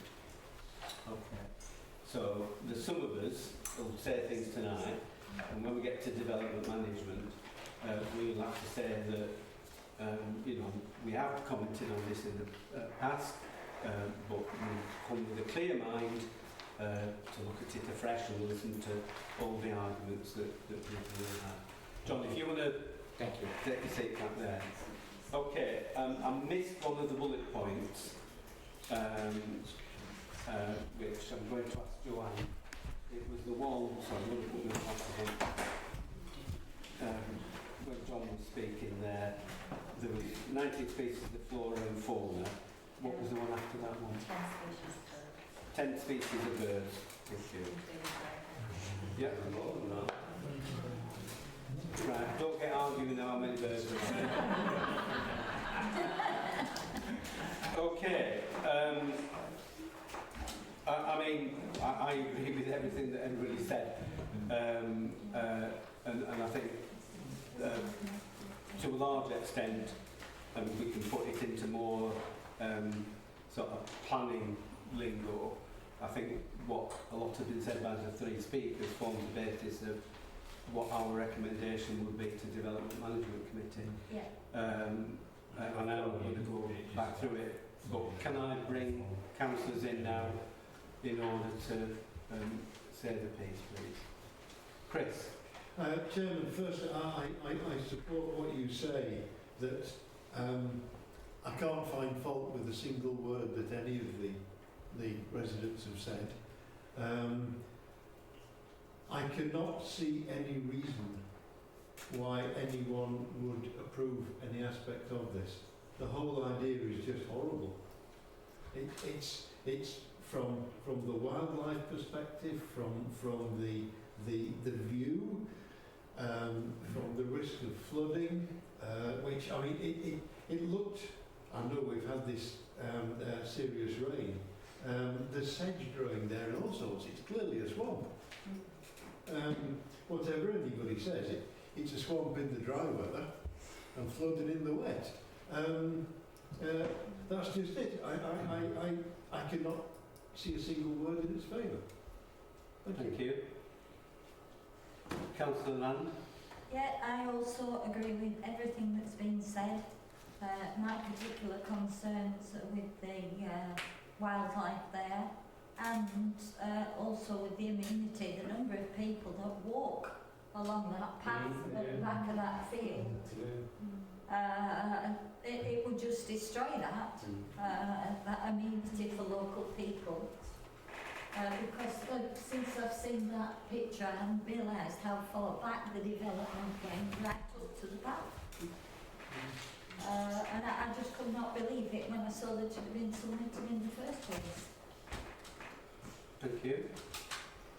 Councillor Again, I would like to thank you for coming tonight and for your comments, which I back fully, and for everybody that's put the over 50 objections online and taken the time to do that. It's great, and it just gives us and the council, you know, just we know we're trying to do what's right for you. We've got to come up with a cast iron plan to take forward to the next meeting, and I've nothing to add. You know, I always said, how many species did we get? Bird? Right, but I want to answer. Yesterday I saw oyster catchers on there and curlew. And curlew's a red species of bird, which means it's desperately endangered. They're happy to have, and they're feeding. And it's feeding on there because it's ground, it's boggy land, it's floodplains, and there's good food for them. They're coming off the moors down to feed on that piece of ground and hopefully breed. You know, the nest down there. I just think we just need to get everything cast iron and put forward through to the planning permission to. We are like you. We back everything that you're saying in every way, shape, and form. Thank you. Councillor Strickland. Thanks, Chair. Again, congratulations to all of. I know it's not easy gathering that sort of evidence and presenting it, so well done to all of you for doing it. My comments are exactly the same as yours, but I particularly have a strong comment around the flooding. I've got a real problem with that type of field in terms of the saturation that it sits at throughout the year. The minute you start putting a solid object in there of any form, pushes the water out. It doesn't get rid of it, it pushes it somewhere. And I've got real concerns that any building of any type on that plot of land will just push it back through the little cut and destroy all that millions of pounds worth of work and defence we've done downstream.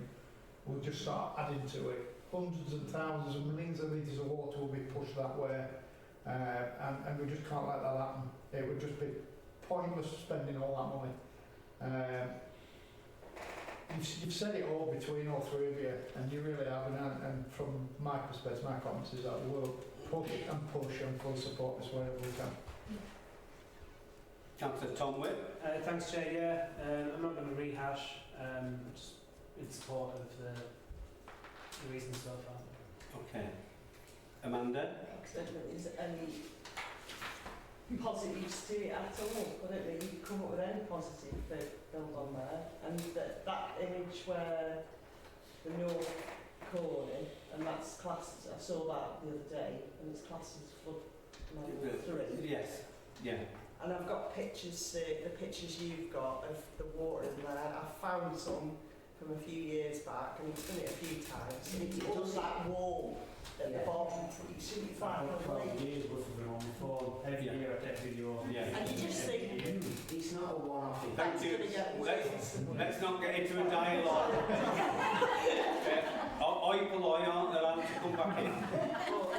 It's just, it's ridiculous even considering. And like I say, the wildlife, we walk along there all the time. There's all sorts growing on there. You see plenty of wildlife. So there's the deer there and everything. And well, all of the town council they've sent through, and you know, there's no need for another development. We've got enough houses being built. It just seems ridiculous. Thank you. Sharon. I want to read a statement that was actually on the developers, came from the developers' planning statement. So they included a bit that had council commentary on it, and that states that the site occupies the only area of remaining open countryside located between Suff and Eby, with the site visible from both settlements. The development of all or part of the site will close and merge the two separate settlements or significantly reduce the gap. This will cause substantial and irreparable harm to the landscape and townscape character of both settlements and countrysides located between. And that is in the developer's own report, that statement. They're accepting that by building that, then they're changing the environment irreparably and damaging it. You know, and that's on top of, you know, we're making a ribbon. It's a greenfield site, flooding, all the other points that have already been raised and all the other points you've already got in our report. Thank you. Christy? Yeah, just support for everybody because we've been through this. Yeah. And all your evidence is really good, but you're really going to have a strong case, aren't you, with it? And I just think the border issue is, you've got to have your borders. Why are you merging two places? We've got it from every direction here, and I mean, is the panel the same as what it was when it was at Rolls? How has the panel changed what you're going to next? In terms of the makeup of development management, Christine's referring to the Seddon application for the Barnsley site, where certainly in terms of flooding, it's the same issue because the Barnsley site, which is in this watershed, but in Barnoldswick Township, acts as an upstream storage area, as this does, and the committee on the casting vote were minded to approve that, but they delegated it to Mr Watson, and that approval has not yet been issued. It's likely that Barnsley application is going to come back to committee, but what Christine's alluding to is the fact that a majority, or at least half the membership, and then the casting vote of the chairman, put that through for approval rather than refusal, which we certainly wanted. I think it sort of went political. I was disgusted in it. That's just me, but I know that's how things work, but it's just a big hard fight. It isn't just all the evidence, and I just thought that you put up a good fight for these people. Yeah, okay. Bring Tom back in. Yeah, Chair, just to say, I think we've got a stronger case on this one.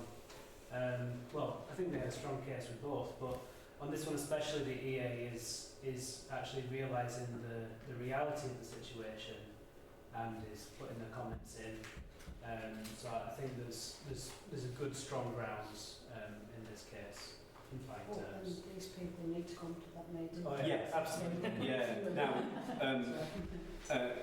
it isn't going to come to the next development management because all the statutory consultees responses aren't in yet. Chair, we've got to get more information from the developer as well, so it's not going to go to June's DM meeting. Right, so it's going to be in July. I'm not quite sure if the date is affected by the shunting of the area committees later. Looking at the 22nd of July. Monday. Great. We will be trying to convene that development management meeting locally. There is a protocol that says where there's major applications, try and hold that meeting in the locale.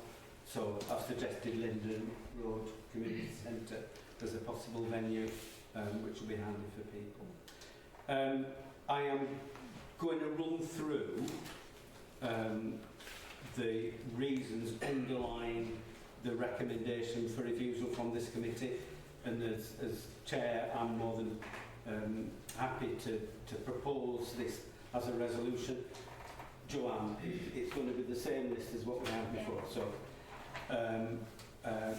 just one addition, and that was Councillor Land, who referred to the impact on the public right of way, and I think that's in addition to the points that were made by the various speakers earlier on. And just another proviso is that we are commenting as a committee. Not everything that we are saying tonight will be a material planning consideration that we can that could then be used as a reason for refusal. But as a committee tonight, we can throw everything in, and some of this will not be sort of reasons for refusal in due course. Tom, you want to come back in? Yeah, just before you read out the list, just a further one, that the layout is inadequate in terms of pedestrian provision. I think the single access onto and off the side, if it were to be developed, which I don't think it should, would be inadequate for pedestrians. You could imagine living quite close to stuff and then having to walk all the way through and then back round again. I think that's terrible and isn't a good example of sustainable development. Unsustainable. In terms of access. Yeah. Okay, so I mean, I wrote down bullet points. I think the most critical issues are impact on landscape, the ribbon development, filling in the gap between the two. So I'm just going to read them out. The closing of the natural break, leading to the coalescence of the two separate communities of Earby and Sough. High density development contrary to the existing character. Open countryside, if I haven't already said that one, and not in keeping with the existing properties. There's a question mark about the boundary treatment, but the substantive objection is the proximity of possible heat pumps or bin stores to the boundary with Brookside, Brookfield Way. Flooding, there's several references to flooding. It's a storage area in winter, inadequate drainage plans, objections from the Environment Agency, the League Local Flood Authority, question mark about adequate foul sewage provision due to existing backing up during flood conditions. Question about ground floor levels and the consequential impact on existing dwellings with that. The fact that Earby and Sough have met the demand for houses. I'll just refer back to the discussion we had earlier on.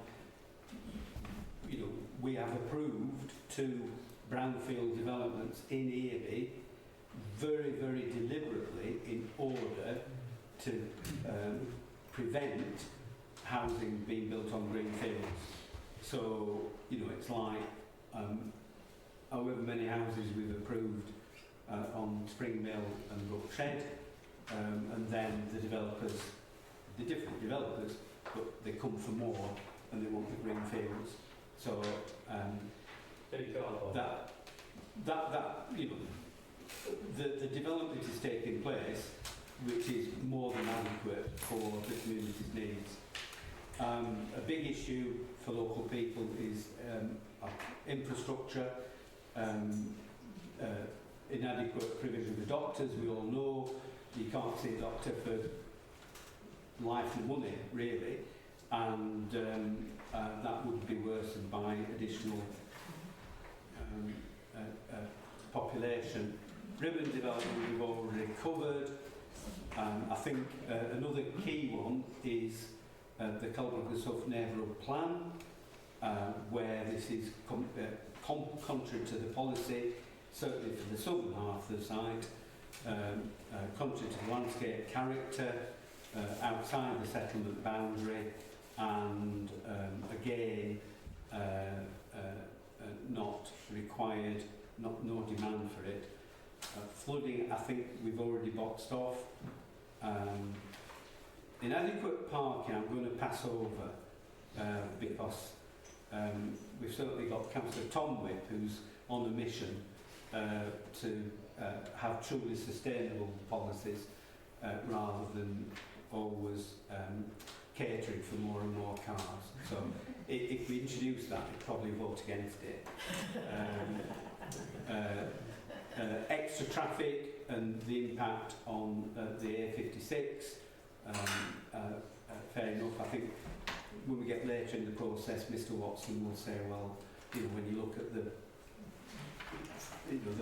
street, whatever we call it, we won't have a leg to stand on that one. Drainage strategy we've already covered.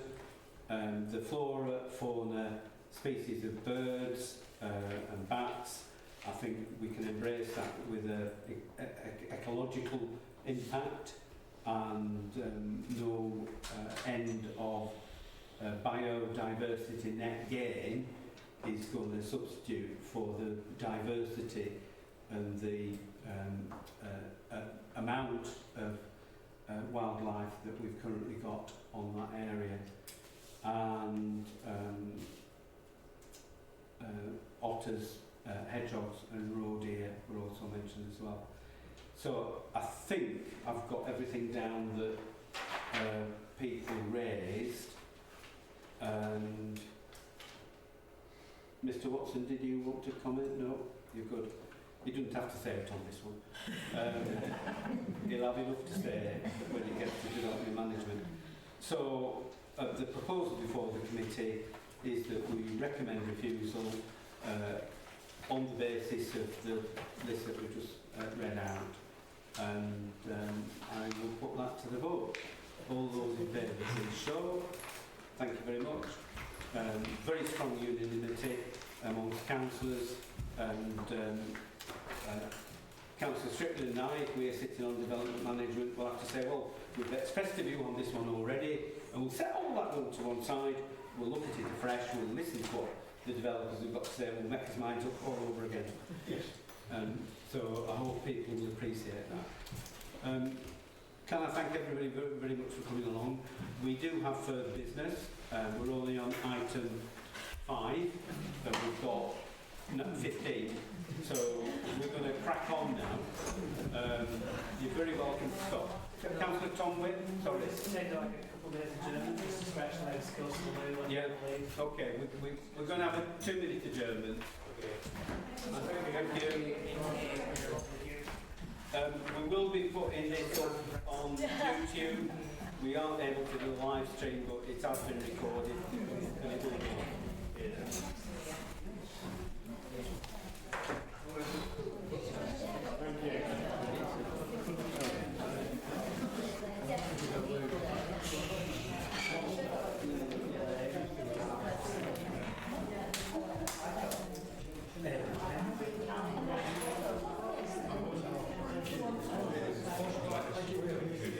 Thank you.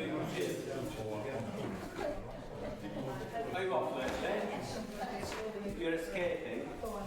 I've got another meeting tomorrow. Any excuse?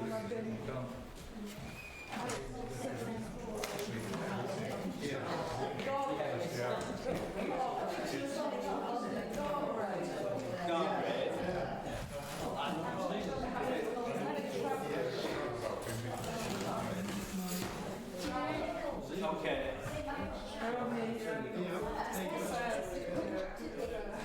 Sorry. Right. So there's a meeting.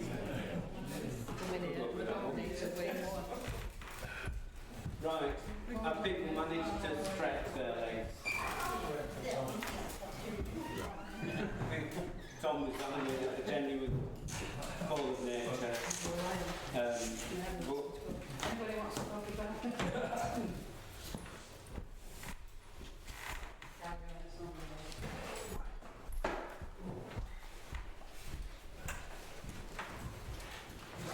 Okay, Susan's not back yet, but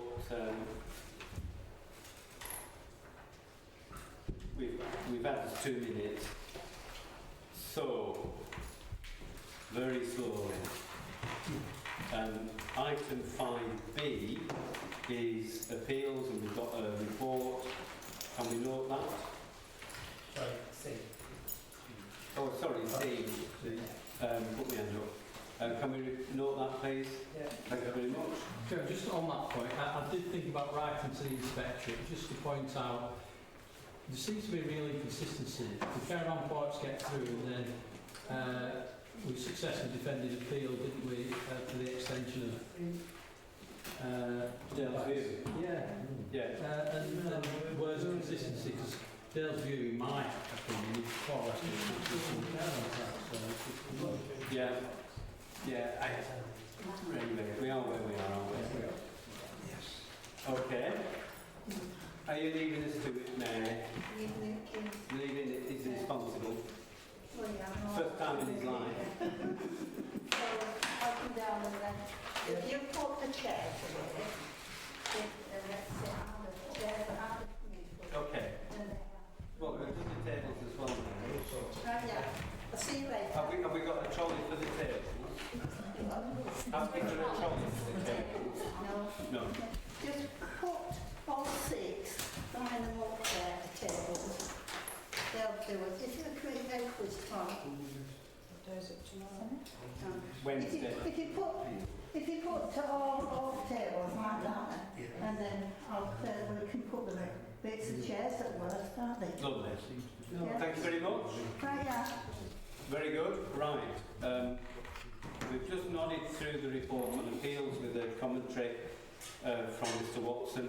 Item 6 is enforcement action. Is there any update, Mr Watson, on any of these? Yes, Chair. On 1 and 2, I won't go into a great deal of detail because I think some of it's probably getting into kind of personal business, but the deal's now being done to refinance the 2 blocks, which was, I think at last, I genuinely think we will get progress on that. And it was not wanting to go into liquidation that was causing them not wanting to invest in. Anyway, refinancing puts them on a different footprint from what I've been told directly by the developer. So I have been promised, he said at last, I am in a position to do something with it. Yes. So they're going to submit, once the deal's been done, it should have been done a week or 2 ago, and we'll submit the application to the EA to get the crossing point. Okay. We await, I'm not going to hold my breath, we await with, yeah, let's see whether it happens. Can we note that? Yeah.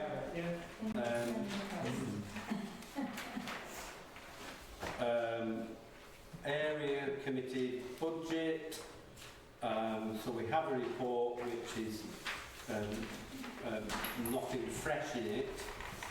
And on the pink sheets we've got a reference to repairing the interpretation boards for stream and steam.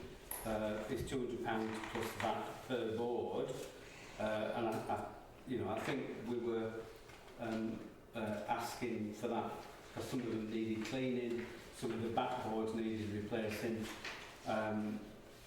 Frankly, I think 200 quid per board is probably a bit OTT, and I wonder whether, with some trepidation, if I suggest that we ask if Barnoldswick Town Council could explore the possibility of including the work in its programme, we might do it cheaper.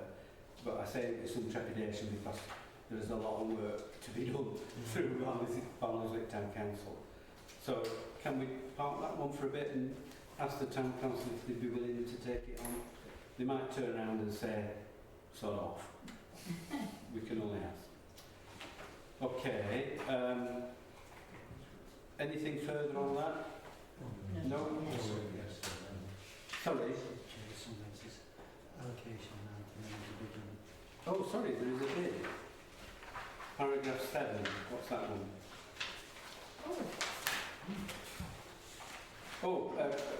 Submitted by Colburn Surprise Council. I do apologise, Sharon. No, that's okay. I didn't realise all right. that's a little bit you were too. Okay. So, I'm more than happy to support that. Can I just look at Colleen?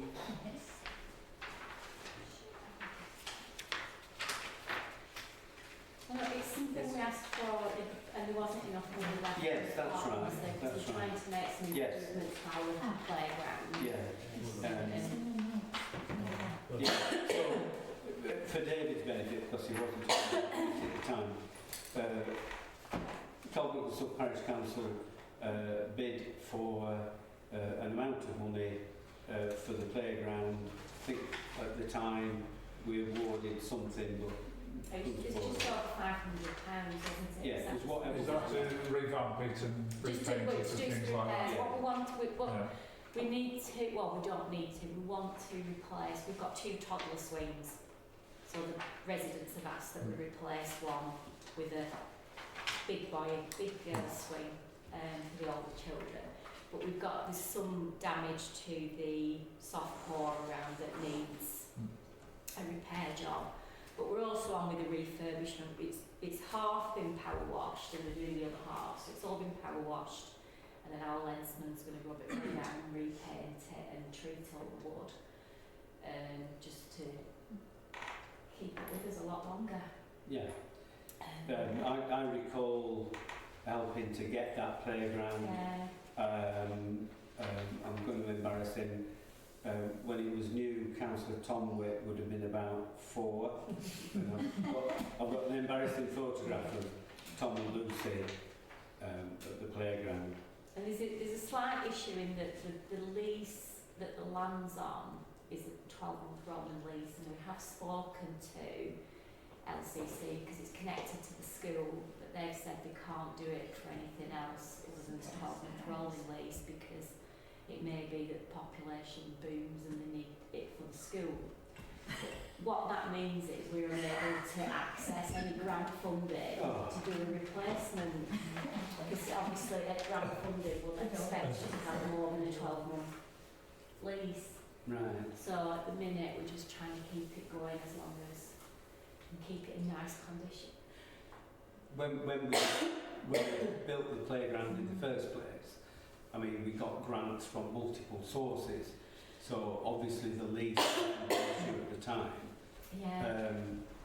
Could I suggest 2 things to commit? First of all, we do approve the bid, but secondly, that we make representations to Lancashire County Council to grant a longer lease in order that the parish council can avail themselves of other external funding sources. I mean, it's lasted very well. It has. But I think it does need renewal in quite a few. And we'd love to, but it's a big chunk of money, isn't Yeah. it? You know, with a very small precept. Yeah, yeah. Okay. So Can I ask if there's support for what I'm suggesting? Yes. Yeah? Okay. Tom? Yeah, I mean, considering the likelihood of the population moving in 12 months is, shall we say, very unlikely. I think it's fair for them to give like a 25 at least, I thought. Yeah. Yeah. I mean, I would suggest that they could community asset transfer it and give it, because there's all the space up at the top of the field anyway.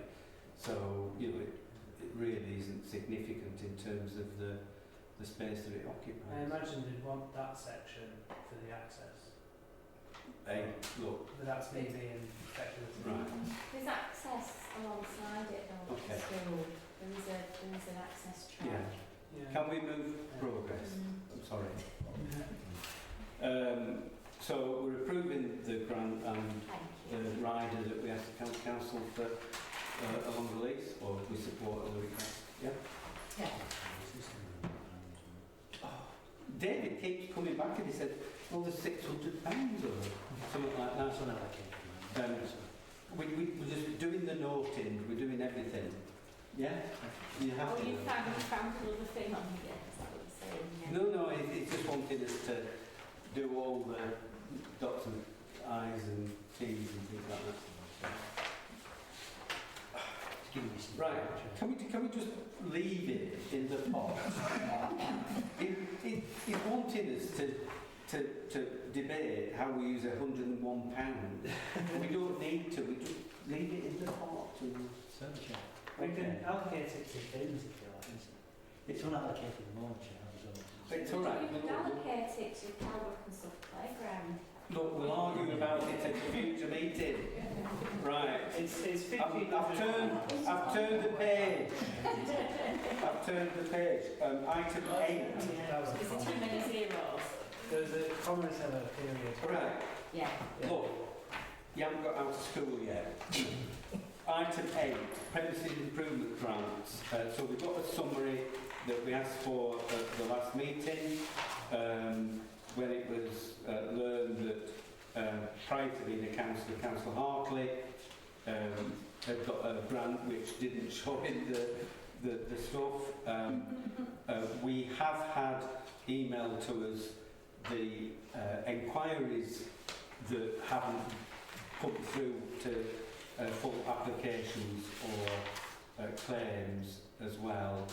So we have it before us, and the question is, do we allocate further funds for premises improvement grants?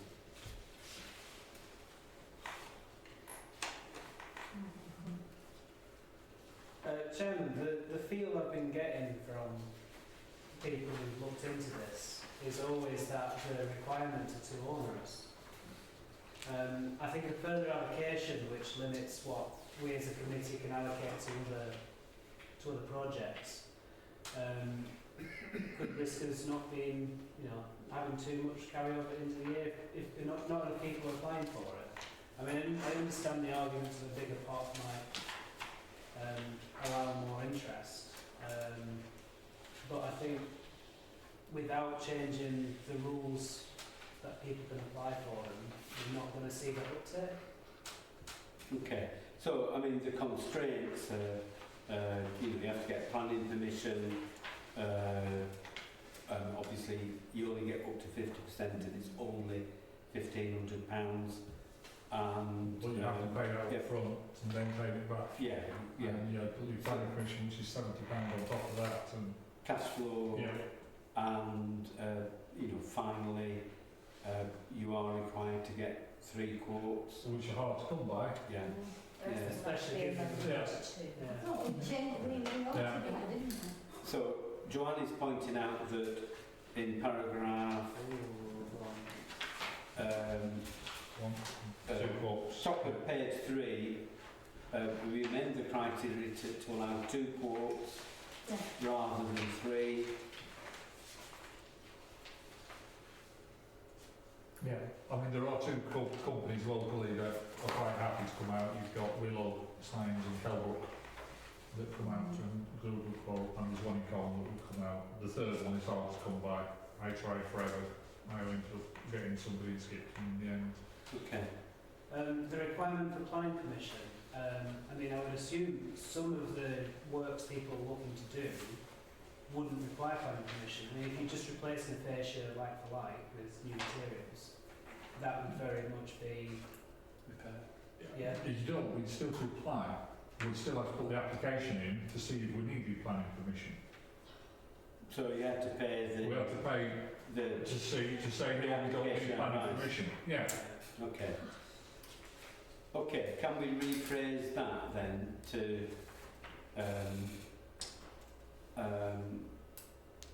where required? I'm just aware that in Colne there was an issue, and it was actually a councillor who changed the shop front in the conservation area to UPVC, and there was no end of ramifications from that. So we can't sort of say, oh, we'll give you some money, and then somebody does something that did need planning permission and they didn't go through the due process. So could we amend that to say, just put a little where required? And Mr. Watson to see who's required. Yeah, But that's what you're saying. You have to apply to find out whether it's required or not. But I mean, the rules of what is and isn't permitted development, I think, are mostly clear. Set out. And you don't necessarily need a pre-application advice to determine that. Chairman, I'm quite happy to not charge a fee for a grant application just to come into say. You are on camera.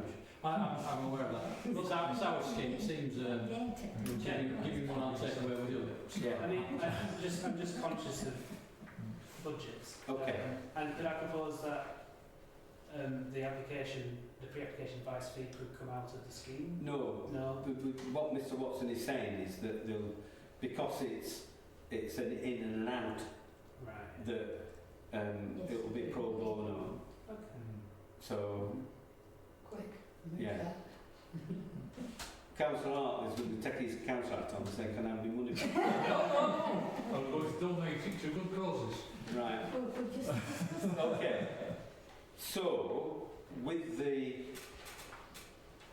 reduction of down to 2 quotes, the workaround in terms of planning requirements, are we content to approve this? I think we just need to let people know that it's easier now. That would change Okay. as well. All right. I mean, I don't want to spend too much money on flyers, but Yeah. if we can get the word out somehow. Okay. Yeah. So I think the proposal there is that, subject to those amendments in the process, subject to marketing, the scheme, that we do approve the allocation of 3,000 for Barley and 3,000 for Ely. Is that seconded? Yes. Yep, seconded over here. Those in favour, please show. Thank you very much. Item 9. 322 grand. Oh, for goodness sake. Right. I think if I do it for Evening Courts and... I'm quite happy to do it, but if you want, because I've been through the process. Well, I was looking one from Evening Courts and one from... Let's make it 3. Yeah. So, as chair, I'll do Councillor Hartley from EV and Councillor Tomwick. The other two don't look too I think they just want to go home. Right. So 3 of them. Yeah. And if there's a casting vote, I'll be able to cast it. Right. Item 9, environmental blight. So we've got the 2 plots of land, west close on Lorry Park. Now, for some benighted reason, Councillor Tomwick and I spend too much time down at the Lorry I Park. did wonder why those posts were there going, does anyone want this? And Yeah. all that. I wondered where it all come from. Yeah, well, We're clearing out your garage. so yeah, we were clearing out the town council's storage, and we disposed of everything in a responsible fashion. However, far too often we find that West Coast Lorry Park is blighted by people dumping rubbish, and you know the county council just leave it lying next to the fence. They don't tidy it up, and it gives me grief every time I see it. I don't always send Mr Walker a picture, but it really does need sorting out. So I wonder, Mr Walker, if we could make some representation to the county council for them to clear up the stuff that's dumped on their doorstep, and that the cameras that they promised are actually installed and operable, so that we can catch people in the act. The final thing on that one is, 2 things. The new drain in the corner of the site is blocked again. Can that be sorted out? And lastly, it appears that from time to time the lorry park is used as a dumping ground for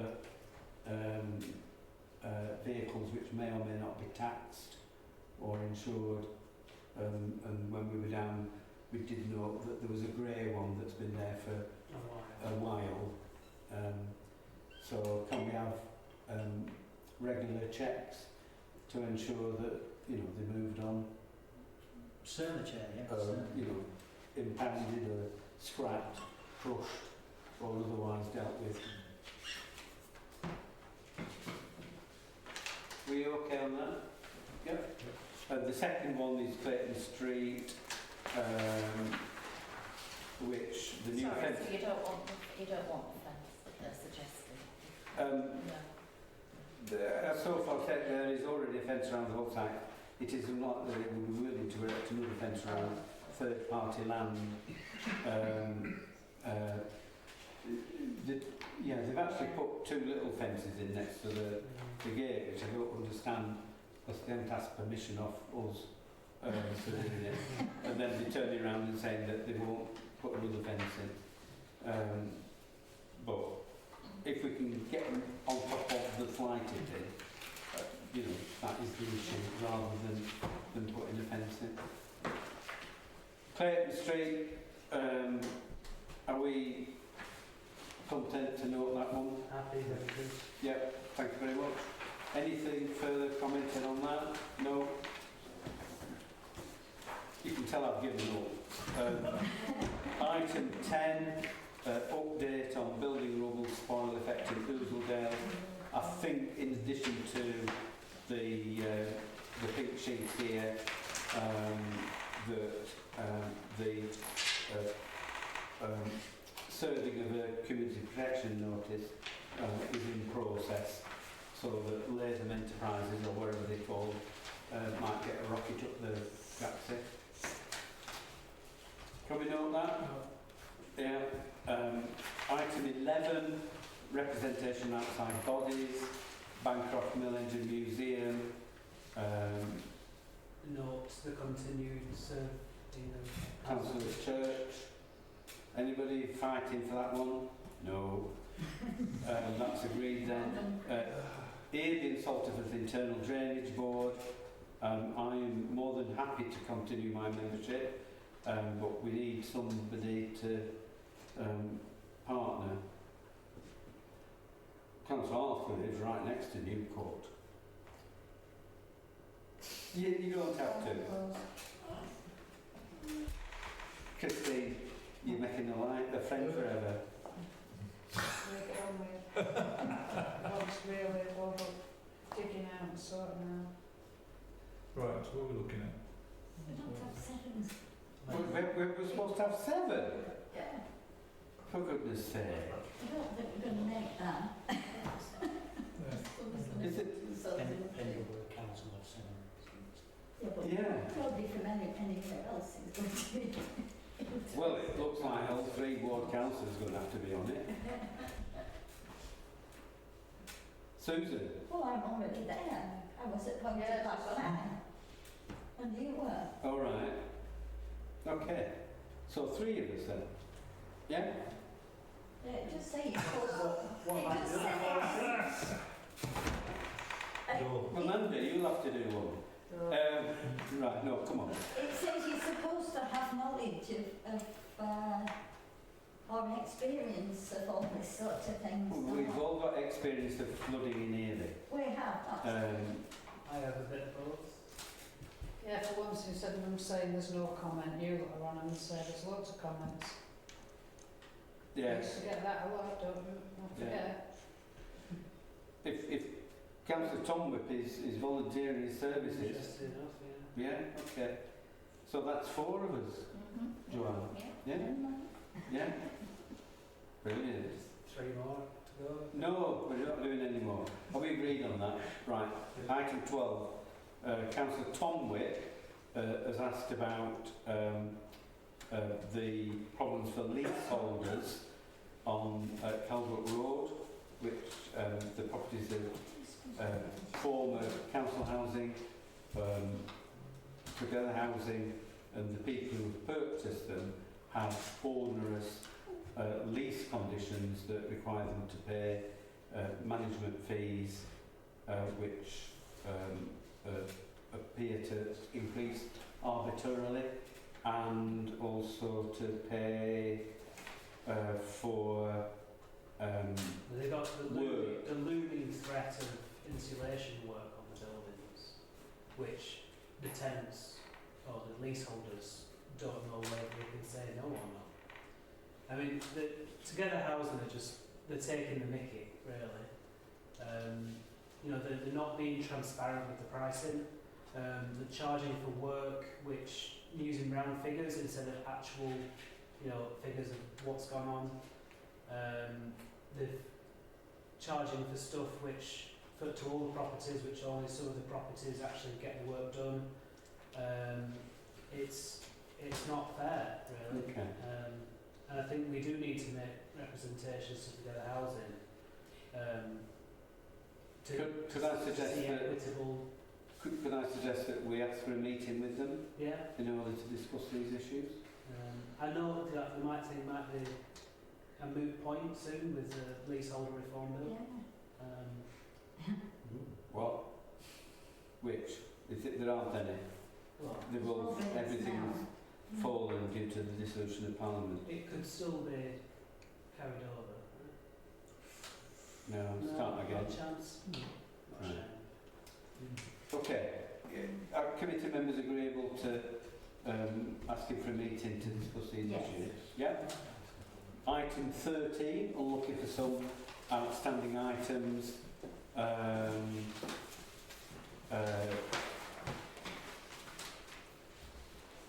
C, meeting with Euravia.